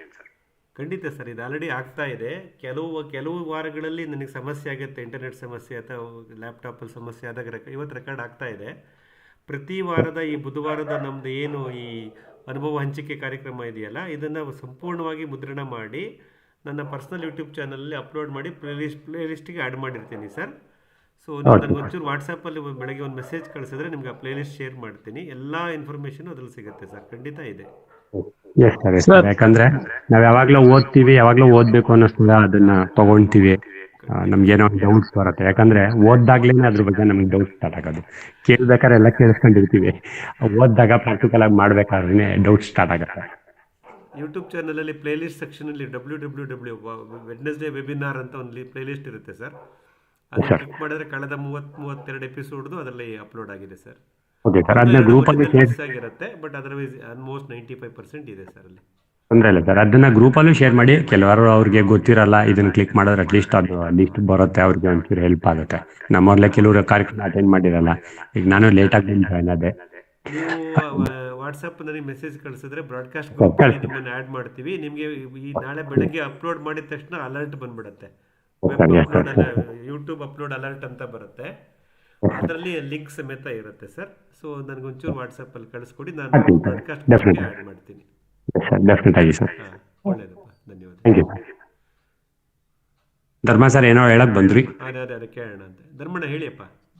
ಸರಿ, ಏನಿಲ್ಲ, ಅದೇ ಗ್ರೂಪ್ಗೆ ಗ್ರೂಪ್ಗೆ ನಿಮ್ಮನ್ನ ಆಡ್ ಮಾಡಿದ್ದಲ್ಲ ಸರ್, ಆ ಗ್ರೂಪ್ಗೆ ಬೇಕಾದ್ರೆ ನೀವೇನಾದ್ರು ಹಾಕಕ್ ಸಾಧ್ಯ ಆದ್ರೆ ಸರ್ ಅಲ್ಲೂ ಹಾಕಿದ್ರೆ ಸ್ವಲ್ಪ ಇನ್ನೂ ಒಂದು ಅವೇರ್ನೆಸ್ ಫಾರ್ಮರ್ಸ್ ಅಲ್ಲಿ ನಾವು ಕ್ರಿಯೇಟ್ ಮಾಡ್ದಂಗಾಗುತ್ತೆ. ಮತ್ತೆ ವೆಬಿನಾರ್ಗೆ ಇನ್ನೂ ಹೆಚ್ಚಿನ ಸಂಖ್ಯೆಯಲ್ಲಿ ಜಾಯ್ನ್ ಆಗೋದಕ್ಕೂ ಒಂದು ಅವ್ರಿಗೆ ಅನುಕೂಲ ಆಗುತ್ತೆ ಅಂತ ನನ್ನ ಅನಿಸಿಕೆ ಸರ್. ಖಂಡಿತ ಧರ್ಮಣ್ಣ, ಮಾಡೋಣ. Okay sir, thank you sir.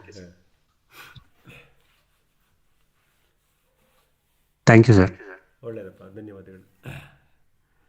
ಕೇಳಿ, ಇನ್ನೇನಾದ್ರು ಮಾಹಿತಿ ಹಂಚಿಕೆ ಇದೆಯಾ?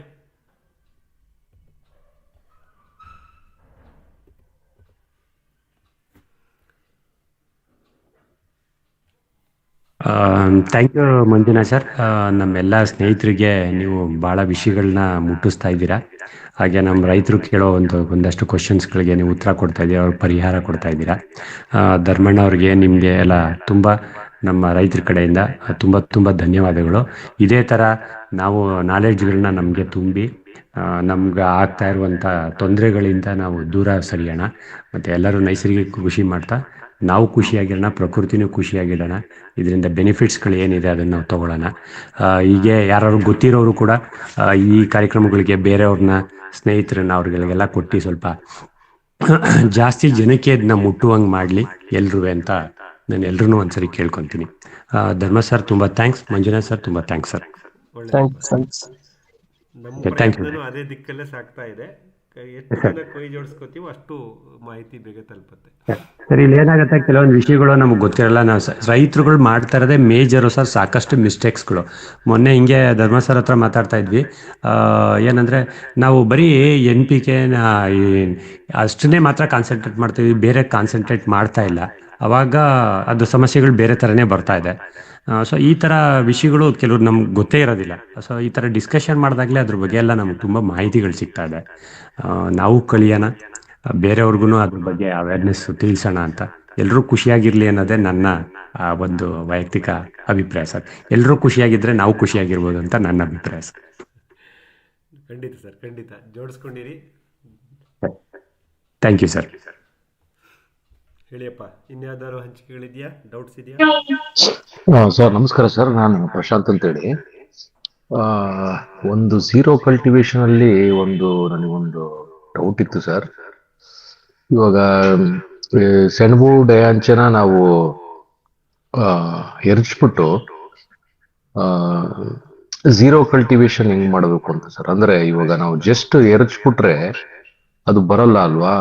ರೋಟ್ರು ಹೊಡಿಲೇಬೇಕಾ ಅಥವಾ ಹೆಂಗೆ, ಯಾವ ತರ ಮಾಡೋದು ಅಂತ ಒಂದು ಡೌಟ್ ಇತ್ತು ಸರ್ ನನಗೆ. ಇದ್ರ ಬಗ್ಗೆನೇ ಒಂದು ವಿಡಿಯೋ ಇದೆ ಪ್ರಶಾಂತ್ ಜಿ. ನಾವೇನ್ ಮಾಡ್ಬೇಕಂದ್ರೆ, ಪ್ರಥಮವಾಗಿ ನೀವು ಬ್ರಷ್ ಕಟ್ಟರ್, ಅದೇ ಕಳೆ ಕೊಚ್ಚು ಯಂತ್ರದಿಂದ ಕಳೆ ಕಟ್ ಮಾಡ್ತೀರಲ್ಲ ತೋಟದಲ್ಲಿ ಅಥವಾ ಕೃಷಿ ಭೂಮಿನಲ್ಲಿ, ಕಳೆ ಕೊಚ್ಚು ಯಂತ್ರದಿಂದ ಕಳೆ ಕೊಚ್ಚು ಮಾಡೋದಕ್ಕೆ ಮುಂಚೆ, ಒಂದು ದಿನ ಮುಂಚೆ ಇದನ್ನ ರೆಡಿ ಮಾಡ್ಕೊಳ್ಳಿ. 1 ಎಕರೆಗೆ 4 kg ಸೆಣಬು, 3 kg ಡಯಾಂಚ, ಸಾಧ್ಯವಾದರೆ 1 kg ಹುರುಳಿ, 4, 3, 1 8 kg ಬೀಜ ಮಿಶ್ರಣವನ್ನು ತಗೊಂಡು ಅದನ್ನು ಒಂದು 2-3 ಗಂಟೆ ಕಾಲ AEM ದ್ರಾವಣದಲ್ಲಿ ಅಥವಾ ನೀವು ಯಾವುದರಲ್ಲಿ ಬೀಜೋಪಚಾರ ಮಾಡ್ತೀರೋ ಆ ದ್ರಾವಣದಲ್ಲಿ ಅದನ್ನು ಚೆನ್ನಾಗಿ ನೆನೆಸಿ, ಒಂದು ರಾತ್ರಿ ಅಥವಾ ಮುಂಜಿನ ನಾಳೆ ಮಧ್ಯಾಹ್ನ ಒಂದು 24 ಗಂಟೆ ಅಥವಾ 36 ಗಂಟೆ ನೆರಳಿನಲ್ಲಿ ಒಣಗಿಸಿ.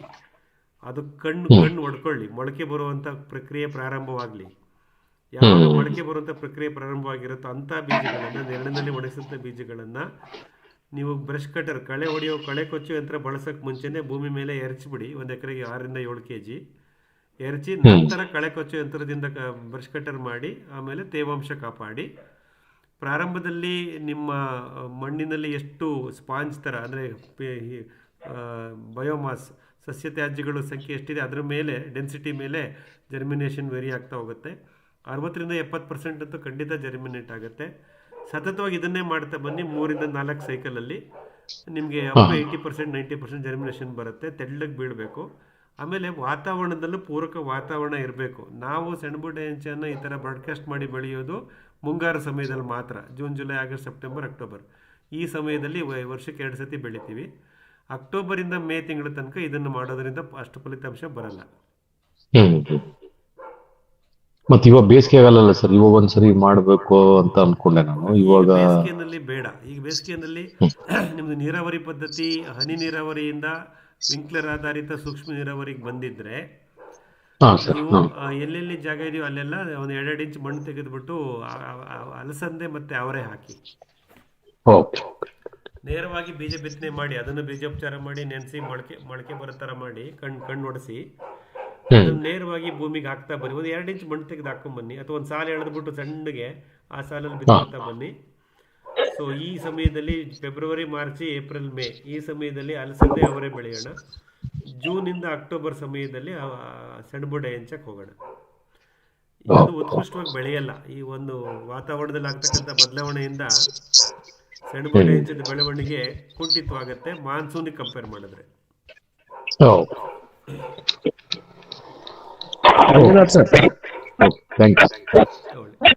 ಹಲೋ ಹೇಳಿ ಧರ್ಮಣ್ಣ. ಸರ್, ನನ್ನ ಹತ್ರ ಒಳ್ಳೆ ಅಡಿಕೆ ಬಿತ್ತನೆ ಇದೆ. ಆರ್ಗ್ಯಾನಿಕ್ ಅಲ್ಲಿ ಬೆಳೆದಿರುವಂತ ಮರದ ಬಿತ್ತನೆ ಇದೆ. ಒಂದು 30 ವರ್ಷ ಆಗಿದೆ ಮರಕ್ಕೆ. ಯಾರಿಗಾದ್ರೂ ಬೇಕಾದ್ರೆ ಸರ್ ದಯವಿಟ್ಟು ಕಾಂಟ್ಯಾಕ್ಟ್ ಮಾಡ್ಬೋದು ಸರ್. ಖಂಡಿತ. ನಾಟಿ ಅದು ನಾಟಿ ನಾಟಿ ತಳಿನ ಮಂಗಲ ಸುಮಂಗಲ ಆ ಥರನ? ನಾಟಿ ಸರ್. ಎಲ್ಲ ಶಿವಮೊಗ್ಗದ ಹತ್ರ ಬಾಕಂಬುದಿ ಅಂತ ಬರುತ್ತೆ ಸರ್. ಅಲ್ಲಿಂದ ತಂದು 30 ವರ್ಷದ ಕೆಳಗಡೆ ಹಾಕಿರೋದು. ಖಂಡಿತ. ಇದು ಸೂಕ್ತ ಸಮಯನ ಇವಾಗ ಗೋಟ್ ಹಿಡಿದು ಅದನ್ನ ಇವಾಗ್ಲೇನೆ ಸರ್ ಆಕ್ಚುಲಿ ಇದು ಸಸಿ ಮಾಡೋದಕ್ಕೆ, ಮೊಳಕೆ ಬರೋದಕ್ಕೆ ನಾವು ಜರ್ಮಿನೇಷನ್ ಹಾಕ್ಬಿಟ್ಟು ಮೊಳಕೆ ಬಂದ್ಮೇಲೆ ಪ್ಯಾಕೆಟ್ಗೆ ಮಣ್ಣು ಮತ್ತೆ ಕೊಟ್ಟಿಗೆ ಗೊಬ್ಬರ ಮತ್ತೆ ಬೇಗ ನಮ್ಮಲ್ಲಿ ಅವಲಂಬಿತ ಇದಿರುತ್ತಲ್ಲ, ಅನನುಕೂಲ ಇರುವಂತ ಗೊಬ್ಬರಗಳನ್ನ, ಸಾವಯವ ಗೊಬ್ಬರಗಳನ್ನೆಲ್ಲ ಮಿಕ್ಸ್ ಮಾಡಿ ಸರ್ ಪ್ಯಾಕೆಟ್ ಮಾಡ್ತೀವಿ ಸರ್. ಇದೇ right time sir. Very good, very good. ಆಯ್ತು, ಸಂಪರ್ಕ ಮಾಡ್ತಾರೆ, ಮಾಡೋಣ. ಸರ್ ಧರ್ಮೇಂದ್ರ ಸರ್, ಅದು ಎಷ್ಟು ತಿಂಗಳದ ಸಸಿ ಸರ್ ಅದು? 30 ಅಲ್ಲ ವರ್ಷ ಸರ್, ಸಸಿ ಮಾಡಿದ್ರಲ್ಲ ನೀವು? ಮರ 30 ವರ್ಷದ್ದು ಗೋಟು ಬೀಜವನ್ನ ಹಿಡಿದಿಟ್ಟಿದ್ದಾರೆ. ಬೀಜಗಳು ಸಿಗುತ್ತೆ. ಇವತ್ತಿನ ಸಬ್ಜೆಕ್ಟ್ ತರ ನಾವೇ ನರ್ಸರಿ ಮಾಡ್ಕೋಬೇಕು. ನರ್ಸರಿ ಮಾಡೋದು ಹೆಂಗೆ ಅಂತ ಬೇಕಾದ್ರೆ ಧರ್ಮಣ್ಣ ಬೇಕಾದ್ರೆ ಮುಂದಿನ ಬುಧವಾರ ಒಂದು 5 ನಿಮಿಷ ಅದರ ಬಗ್ಗೆನೇ ಮಾತಾಡ್ತಾರೆ. ಬೀಜ ಅಡಕೆ ಸಸಿನ ಬೆಳೆಸುವಂತವರು, ಆಸಕ್ತಿ ಇರೋರು ಬೀಜವನ್ನು ಸಂಗ್ರಹಣೆ ಮಾಡಿ ನೀವೇ ನರ್ಸರಿ ಮಾಡಿ ಹಾಕಿ. ಯಾಕೆಂದ್ರೆ ಸರ್ ಈಗ ಎಲ್ಲಾ ಕಡೆ ಏನಾಗಿದೆ, ತೋಟದಲ್ಲಿ ಫಂಗಲ್ ಇನ್ಫೆಕ್ಷನ್ ಇದೆ ಸರ್, ತುಂಬಾ ಬ್ಯಾಕ್ಟೀರಿಯಲ್ ನೋಡು ಇದೆ ಸರ್. ಹಾಗಾಗಿ ಗೊತ್ತಿಲ್ದಿರೋ ಕಡೆ ನಮ್ ರೈತರು ತಗೊಂಡು ನಾಳೆ ದಿನ ನಮ್ ಜಮೀನ್ಗೆ ನಾವ್ ರೋಗನ ತಂದು ಬಿಟ್ಕೊಂಡಂಗ್ ಮಾಡ್ಕೋಬಾರ್ದಲ್ಲ. ಹಾಗಾಗಿ ನನಗೆ ಗೊತ್ತಿರುವಂತ ವಿಷಯ ಆಗಿರೋದ್ರಿಂದ ಸರ್ ಈ ವಿಚಾರನ ಇಲ್ಲಿ ಪ್ರಸ್ತಾಪ ಮಾಡ್ತೇವೆ ಸರ್. ಬಹಳ ಒಳ್ಳೇದು ಧರ್ಮಣ್ಣ ಅವರೇ. ನೋಡಿ, ನಾವು ಇವತ್ತು ಏರುಮಡಿ ಪದ್ಧತಿಯಲ್ಲಿ ನರ್ಸರಿ ಗಿಡಗಳ ಬೆಳೆಯುವಿಕೆ ಅಂತ ಹೇಳಿದ್ವಲ್ಲ, ಅದಕ್ಕೆ ಅಡಿಕೆ ಒಂದು ಸೂಕ್ತವಾದ ಉದಾಹರಣೆ. ಇದೇನು ಕವರ್ಗೆ ಹಾಕಿ ಪ್ಯಾಕೆಟ್ಗೆ ಹಾಕೋ ಅವಶ್ಯಕತೆ ಇಲ್ಲ. ನಮ್ಮ ಕೃಷಿ ಭೂಮಿನಲ್ಲಿ ನಾವು ನಾಟಿ ಮಾಡ್ತೀವಿ ಅಂತ ಗೊತ್ತಾದ್ಮೇಲೆ ಏರುಮಡಿ ಪದ್ಧತಿನಲ್ಲಿ ಅಡಿಕೆ ಗೋಟ್ಗನ್ನ ಊರಿಸ್ಕೊಳ್ಳಿ, ಮೊಳಕೆ ಬರುತ್ತೆ. ಮೊಳಕೆ ಬಂದ 6 ರಿಂದ 8 ತಿಂಗಳಲ್ಲಿ, ಅಂದರೆ ನೀವು ಈಗ ಹಾಕಿದ್ರೆ ಮೋಸ್ಟ್ಲಿ ಅಕ್ಟೋಬರ್ ನವೆಂಬರ್ಗೆ ನೀವು ಟ್ರಾನ್ಸ್ಪ್ಲಾಂಟ್ ಮಾಡಿಬಿಡ್ಬೋದು. ಬಟ್ ಸರ್ ಒಂದು ವರ್ಷ ಪ್ಯಾಕೆಟ್ ಅಲ್ಲಿ ಬೆಳೆಸ್ಬಿಟ್ಟು ಸರ್ ನಂತರ ಹಾಕೋದು ಸೂಕ್ತ ಸರ್. ಹೌದಾ? ಏನು ಅನುಕೂಲ ಆಗುತ್ತೆ ಅದ್ರ ಪ್ರಕಾರ? ಅಂದ್ರೆ ಏನಾಗುತ್ತೆ ಅಂತಂದ್ರೆ ಸರ್, ಗಿಡ ಸ್ವಲ್ಪ ಸ್ಟಂಪ್ಸ್ ಎಲ್ಲ ಒಳ್ಳೆ ಗ್ರೋತ್ ಬಂದಿರುತ್ತೆ. ನಮ್ಮ ಲೋಕಲ್ ಕ್ಲೈಮೇಟ್ಗೆ ಏನಾಗುತ್ತೆ, ಗಿಡ ಅಡ್ಜಸ್ಟ್ ಆಗಿರುತ್ತೆ ಸರ್. ಈಗ ನಾವು ಹೊರಗಡೆಯಿಂದ ತಂದು ಡೈರೆಕ್ಟ್ ಆಗಿ ಯಾವ್ದೋ ನರ್ಸರಿಯಿಂದ ತರೋದಕ್ಕೂ ಅಲ್ಲಿ ಕ್ಲೈಮೇಟ್ಗೂ ನಮ್ಮ ಕ್ಲೈಮೇಟ್ಗೂ ತುಂಬಾ ಡಿಫ್ರೆನ್ಸ್ ಇರುತ್ತಲ್ಲ ಸರ್. ಏರಿಯಾ ಟು ಏರಿಯಾ ಏನಾಗುತ್ತೆ, ಟೆಂಪರೇಚರ್, ಹ್ಯೂಮಿಡಿಟಿ ಫ್ಲಕ್ಚುಯೇಷನ್ ಆಗೋದ್ರಿಂದ ಏನಾಗುತ್ತೆ, ಗಿಡ ಅಷ್ಟು ಫಾಸ್ಟ್ ಆಗಿ ಬೇರ್ ಕೂರಲ್ಲ ಸರ್. ಈಗ ಅದೇ ಆದ್ರೆ ನಾವ್ ಹೇಳೋದು ಒಂದು 3 kg ಪ್ಯಾಕೆಟ್ ತಗೊಂಡು ನಾವು ಸ್ವಂತಕ್ಕೆ ಮಾಡ್ಕೋತೀವಿ ಅನ್ನೋದಾದ್ರೆ, ಮೊಳಕೆ ಬಂದಿರುವಂತ ಬೀಜನ ಸರ್ 3 kg ಪ್ಯಾಕೆಟ್ ನಲ್ಲಿ ಬೆಳೆಸ್ಕೊಂಡು 1 ವರ್ಷ ಬೆಳೆಸ್ಕೊಂಡು ನಂತರ ನಾಟಿ ಮಾಡೋದು ತುಂಬಾ ಒಳ್ಳೇದು sir. Okay, very good. Thank you Dharma sir. ನಾನು ಅವ್ರನ್ನ ಫಾಲೋ ಮಾಡ್ತಾ ಇದ್ದೀನಿ. ಈಗ ಆಲ್ರೆಡಿ ಅವರು ನಾನು ಕೊಟ್ಟಿದ್ದಾರೆ. ಧರ್ಮಣ್ಣ ಅವರು ಏನ್ ಹೇಳ್ತಾ ಇದಾರೆ ಅದನ್ನ ನಾನು ಫಾಲೋ ಮಾಡ್ತಾ ಇದ್ದೀನಿ. ನಾನು ಬೇರೆ ಕಡೆ ಎನ್ಕ್ವೈರಿ ಮಾಡಿದೆ. ಧರ್ಮಣ್ಣ ಸರ್ ಹೇಳ್ದಂಗೆನೆ 1 ವರ್ಷ ಬಿಟ್ಟು ಹಾಕಿ ಅಂತ ಅವರು ಸಜೆಷನ್ ಮಾಡಿದ್ದಾರೆ. ಈಗ ತಗೊಂಬಂದು ನನಗೆ ಕೊಟ್ಟಿದ್ದಾರೆ ಧರ್ಮ ಸರ್. ನಾನು ಈಗ ರೆಡಿ ಮಾಡಿ ಸ್ವಲ್ಪ ನನಗೆ, ಯಾಕಂದ್ರೆ ಒಂದೇ ಸರಿ ಮಾಡ್ಲಿಕ್ಕೆ ಆಗ್ತಾ ಇಲ್ಲ. ನಾನು ಆಕ್ಚುಲಿ ಸಿಟಿಲಿ ಇರೋದು. ನಾನು ಸಿಟಿಲಿ ಇರೋದ್ರಿಂದ ಧರ್ಮಣ್ಣ ಸರ್ ಮಕ್ರಿಲಿ ಹಾಕಿ ಅಂತ ಹೇಳಿದ್ರು. ಬೇರೆ ಒಂದು ಆಲ್ಟರ್ನೇಟ್ ಮಾಡಿ ನಾನು ಸ್ಟಾರ್ಟ್ ಮಾಡಿದ್ದೀನಿ. ನೋಡೋಣ ರಿಸಲ್ಟ್ಸ್ ಹೆಂಗ್ ಬರುತ್ತೆ ಅಂತ ಧರ್ಮ ಸರ್ ಅವ್ರ ಹತ್ರ ನಾನು ಗೈಡೆನ್ಸ್ ತಗೋತಾ ಇದ್ದೀನಿ. Thank you. ಒಳ್ಳೇದಪ್ಪ, ಬಹಳ ಉತ್ತಮವಾದ ಮಾಹಿತಿ ಹಂಚ್ಕೊಂಡಿದ್ದೀರಾ, ಸಂತೋಷ ಇದೆ. ಹೀಗೆ ನಾವು ಸ್ವಾವಲಂಬಿಗಳಾಗ್ತಾ ಹೋಗ್ಬೇಕು.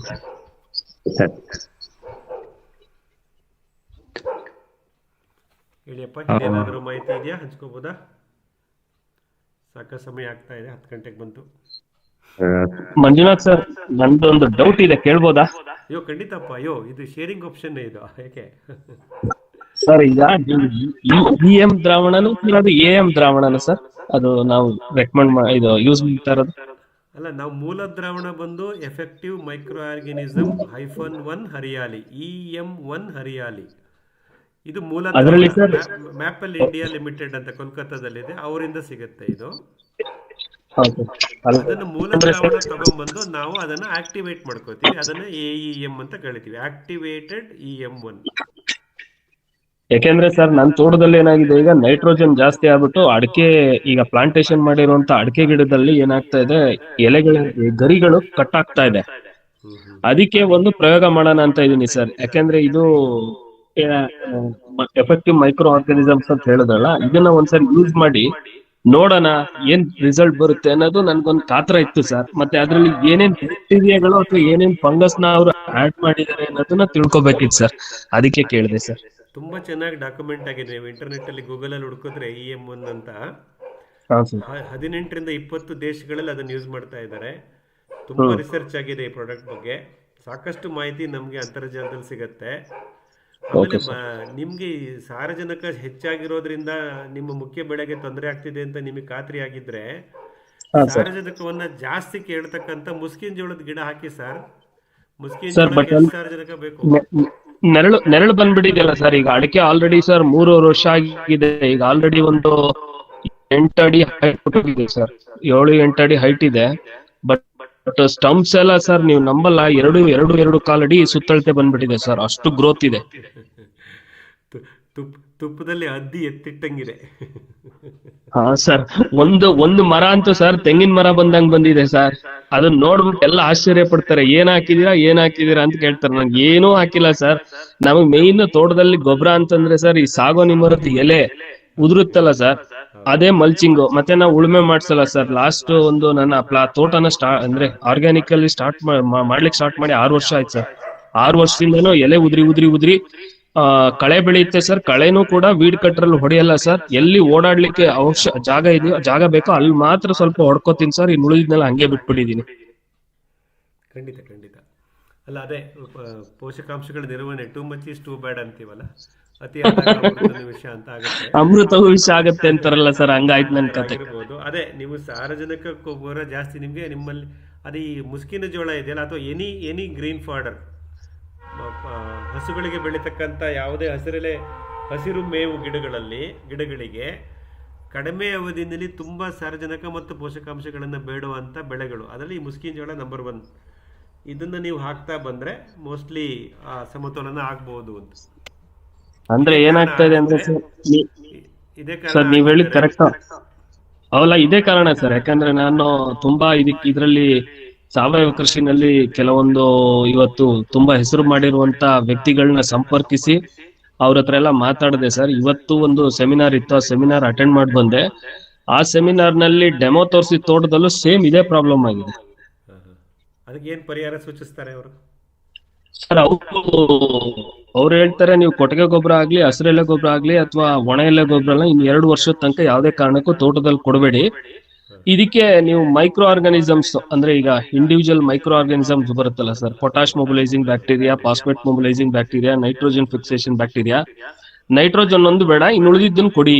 ಕೊಟ್ಟಾಗ ಅಲ್ಲಿ ಬ್ಯಾಲೆನ್ಸ್ ಆಗುತ್ತೆ ಅಂತ ಹೇಳ್ತಾರೆ ಸರ್. ಈಗ ಏನಾಗ್ತಾ ಇದೆ, ಪ್ಲಾಂಟ್ ಬಂದು ಫಾಸ್ಫರಸ್ ಮತ್ತೆ ಪೊಟಾಶ್ ನ ಅಪ್ಟೇಕ್ ಮಾಡ್ತಾ ಇಲ್ಲ, ನೈಟ್ರೋಜನ್ ಇಂಬ್ಯಾಲೆನ್ಸ್ ಆಗುತ್ತೆ. ಎಕ್ಸಸ್ ಆದ್ರೂ ಇಂಬ್ಯಾಲೆನ್ಸ್ ಅಂತ ಇದ್ರೆ ಸರ್, ಕಡಿಮೆ ಆದ್ರೂ ಇಂಬ್ಯಾಲೆನ್ಸ್ ಆಗುತ್ತಂತೆ. ಅದಾಗಿದೆ. ಇದನ್ನ ಮಾಡಿ ನೋಡಿ, 100% ನಿಮ್ಗೆ ರಿಸಲ್ಟ್ ಬರುತ್ತೆ ಅಂತ ಹೇಳಿದ್ದಾರೆ ಸರ್. ಅದಕ್ಕೆ ಈ EM ದ್ರಾವಣದಲ್ಲಿ ಏನೇನು ಬ್ಯಾಕ್ಟೀರಿಯಾಗಳಿದೆ ಅನ್ನೋದು ಏನಾದ್ರು ಗೊತ್ತಾದ್ರೆ ಸರ್, ನಾವು ಒಂದ್ಸರಿ ಬಳಸಿ ನೋಡೋಣ ಅನ್ನೋದು ನನ್ನ ಅನಿಸಿಕೆ ಸರ್. ಅದಕ್ಕೋಸ್ಕರ ಕೇಳಿದೆ ಸರ್. ಖಂಡಿತ ಅಲ್ಲ, ತುಂಬಾ ಚೆನ್ನಾಗಿ ಡಾಕ್ಯುಮೆಂಟ್ ಆಗಿದೆ. ನೀವು ಇಂಟರ್ನೆಟ್ ಅಲ್ಲಿ ಹುಡುಕಬಹುದು. ನನ್ನ ಹತ್ರ ಕೆಲವು ಪ್ರೆಸೆಂಟೇಷನ್ಸ್ ಇದೆ, ಶೇರ್ ಮಾಡ್ತೀನಿ. ನೀವು ಪ್ರಾಯೋಗಿಕವಾಗಿ 1 ಬಾಟ್ಲ್ 600 ರೂಪಾಯಿ 1 ಬಾಟ್ಲ್ ಸರ್. 1 ಬಾಟ್ಲ್ ತರಿಸಿ ಪ್ರಾಯೋಗಿಕವಾಗಿ ಮಾಡಿ ನೋಡಿ. ಎಷ್ಟು ಗಿಡಕ್ಕಾಗತ್ತೆ ಸರ್ ಅದು? ನಾವು ಸರ್ 1 ಲೀಟರ್ ಮೂಲ ದ್ರಾವಣನ 20 ಲೀಟರ್ ಆಕ್ಟಿವೇಟ್ ಮಾಡ್ತೀವಿ. ಆಕ್ಟಿವೇಟೆಡ್ EM ನ ಮತ್ತೆ 1:10 ಅಥವಾ 1:20 ಅಂತ ಹೇಳ್ತೀವಿ. ಅಂದ್ರೆ 20 ಲೀಟರ್ನ 200 ಲೀಟರ್ ಮಾಡ್ಕೊಳ್ಳೋದು ಅಥವಾ 300 ಲೀಟರ್ ಮಾಡೋದು, ಆ ತರ ಡೈಲ್ಯೂಟ್ ಮಾಡ್ತೀವಿ. ಫರ್ದರ್ ಡೈಲ್ಯೂಟ್ ಮಾಡಿ ಒಂದು 200ರಿಂದ 300 ಲೀಟರ್ ತಯಾರು ಮಾಡಿಕೊಂಡು ಪ್ರತಿ ಗಿಡಕ್ಕೆ ವಯೋಮಾನಕ್ಕೆ ತಕ್ಕಂಗೆ 200 ml 250 ml ಅಷ್ಟೇ. ಇನ್ನು 1/4 ಲೀಟರ್ಗಿಂತ ಜಾಸ್ತಿ ಬೇಡ, ಅಥವಾ ಅರ್ಧ ಲೀಟರ್ ಮ್ಯಾಕ್ಸಿಮಮ್ ಕೊಡಿ. ಒಂದ್ ಗಿಡಕ್ಕೆ ಅರ್ಧ ಲೀಟರ್ ಸಾಕು. ಒಂದೊಂದು ಹನಿನಲ್ಲೂ ಸಾಕಷ್ಟು ಸೂಕ್ಷ್ಮಜೀವಿಗಳು ಇರ್ತವೆ. ಹಾಗಾಗಿ ಇಲ್ಲಿ ದ್ರಾವಣ ಜಾಸ್ತಿ ಕೊಡೋ ಅವಶ್ಯಕತೆ ಇಲ್ಲ. ಬಟ್ ಬೇರ್ ನೆನಿಬೇಕು, ರೂಟ್ ಝೋನ್ ಗೆ ಹೋಗ್ಬೇಕು. ಇದು it should go to root zone ಗೆ ಡ್ರೆಂಚಿಂಗ್ ಕೊಡೋಣ ಬಿಡಿ ಸರ್, ತೊಂದ್ರೆ ಮಾಡಿದ್ರೆ ಸಾಕು ಸರ್. ಯಾಕಂದ್ರೆ ಲಾಸ್ಟ್ ಒಂದು 10 days 1 week ಬ್ಯಾಕ್ ಇದ್ರಲ್ಲಿ ನಮ್ಮ ಕಿರಣ್ ಸರ್ ಅಂತಿದ್ದಾರೆ ಸರ್, ಮೈಸೂರಿನವರು. ಅವ್ರು ನಮ್ ತೋಟಕ್ಕೆ ಬಂದು ಅಡಿಕೆ ಬೀಜನ ತಗೊಂಡೋದ್ರು. ಅವರು ನೋಡಿದ್ದಾರೆ ತೋಟನ. ಹಾಗಾಗಿ ಅವ್ರ ಹತ್ರನೂ ಬೇಕಾದ್ರೆ ಹೇಗಿದೆ ಈ ಗಿಡ ಯಾವ ತರ ಡೆವಲಪ್ ಆಗಿದೆ ಅನ್ನೋದನ್ನ ನೀವು ಯಾರಾದ್ರೂ ಇಚ್ಛೆ ಇದ್ದವ್ರು ಕೇಳಿ ತಿಳ್ಕೊಬೋದು ಸರ್. ಇಲ್ಲ ನಮ್ಗೆ ಅರ್ಥ ಆಗ್ತಿದೆ ಸರ್. ಅದೇ ನಾನು ಹೇಳೋದು ನ್ಯಾಚುರಲ್ ಬ್ಯಾಲೆನ್ಸ್, ಪ್ರಾಕೃತಿಕ ಸಮತೋಲನ ಆಗೋದು ಕಡಿಮೆ ಅವಧಿಯಲ್ಲಿ ಹೆಚ್ಚು ಪೋಷಕಾಂಶಗಳನ್ನು ಕೇಳ್ತಕ್ಕಂಥ ಮುಸ್ಕಿನ ಜೋಳ. ನಮ್ಮ ಫ್ರೆಂಡು ನಿಮ್ಗೆ ಬಿಸಿಲು ಬೀಳ್ತಾ ಇರೋ ಜಾಗದಲ್ಲಿ ಈ ಫ್ರೆಂಡ್ ಹಾಕ್ಬಿಡ್ರಿ, ಅವನ್ನೆಲ್ಲ ನಿಮ್ಮ ಸಾರಾಂಶ ಎಲ್ಲ ಎಳ್ಕೊಳತ್ತದು. ಅಲ್ಲಿ ಏನಾಗಿದೆ ಅಂದ್ರೆ ಸರ್, ನಿಮ್ ತರ ನಾವೇನು ಇದು ಬರುತ್ತಲ್ಲ ಯಾವ್ದು ನಮ್ದು drip irrigation sir. Drip irrigation ಇರೋದ್ರಿಂದ ಬರೀ ಅಡಿಕೆ ಗಿಡದಲ್ಲಿ ಒಂದು ಅರ್ಧ ಅಡಿ 1 ಅಡಿ ಡಿಸ್ಟೆನ್ಸ್ ಅಲ್ಲಿ ಮಾತ್ರ ನೀರು ಡ್ರಾಪ್ ಬರುತ್ತೆ. ಈ ಮುಸ್ಕಿನ ಹಾಕ್ಬೇಕು ಅಂದ್ರೆ ಮತ್ತೆ ಅಗೇನ್ ಹೊಸ ಪೈಪ್ ಲೈನ್ ಮಾಡ್ಬೇಕಾಗುತ್ತೆ ಬೇಡ ಸರ್. ಅದಕ್ಕೆ ನಿಮ್ ಡ್ರಿಪ್ ಲ್ಯಾಟ್ರಲ್ಗೆ ಮೈಕ್ರೋ ಸ್ಪ್ರಿಂಕ್ಲರ್ ಹಾಕಿ ಹಸಿರು ಬಳೆ, ಮುಸುಕಿನ ಜೋಳದ ಹಸಿರು ಬಳೆ ಸೃಷ್ಟಿ ಮಾಡಿ ನಿಮ್ ಪ್ರತಿ ಅಡಿಕೆ ಗಿಡ ಸುತ್ತ. ಹಸಿರು ಗಿಡಕ್ಕೆ ಹಸಿರು ಬಳೆ ಅಂತ ಹೇಳ್ತೀನಲ್ಲ, ನಾವು ಉರುಳಿ ಹಾಕ್ತಿವಿ, ನಮ್ಗೆ ಸಾರಜನಕ ಬೇಕು ನಮ್ ಗಿಡಕ್ಕೆ ಅಂತ. ಸಾರಜನಕವನ್ನು ಹೀರ್ಕೊಳ್ಳೋ ಮುಸ್ಕಿನ ಜೋಳ ಬೆಳೆದ್ ಬಿಡ್ರಿ ಸುತ್ತ. ಎಲ್ಲಿ ತೇವಾಂಶ ಬರುತ್ತೋ ಆ ಜಾಗದಲ್ಲಿ ಒಂದು ರಿಂಗ್ ತರ ಮಾಡಿ ಹಾಕಿ ಸರ್. 35-40 ದಿವಸದ ಬೆಳೆ ನಿಮ್ 40 ದಿವಸದಲ್ಲಿ ತೋರಿಸ್ಬಿಡುತ್ತೆ ಆ ಮುಸ್ಕಿನ ಜೋಳದ ಗ್ರೋತ್.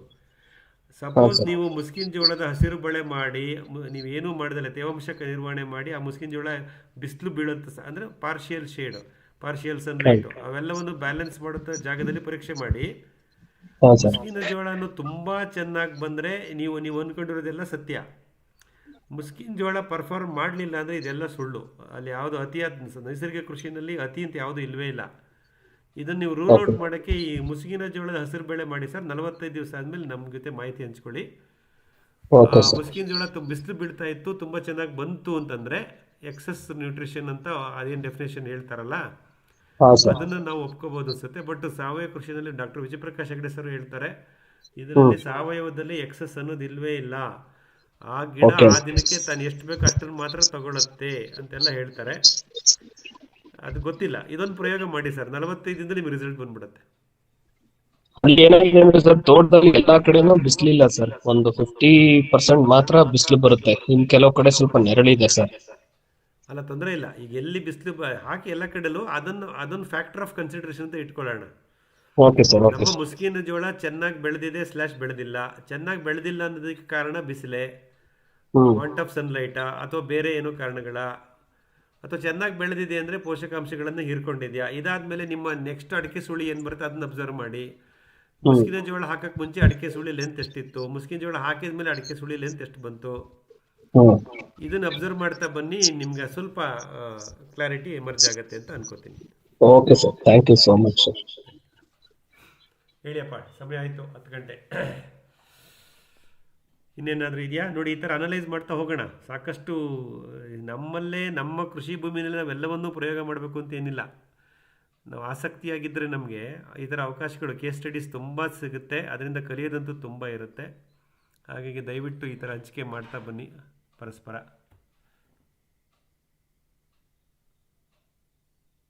ಇನ್ನೇನಾದರೂ ಮಾಹಿತಿ ಇದ್ದರೆ ಹೇಳಿ, ಇಲ್ಲಾಂದರೆ ಕ್ಲೋಸ್ ಮಾಡ್ಬೋದು.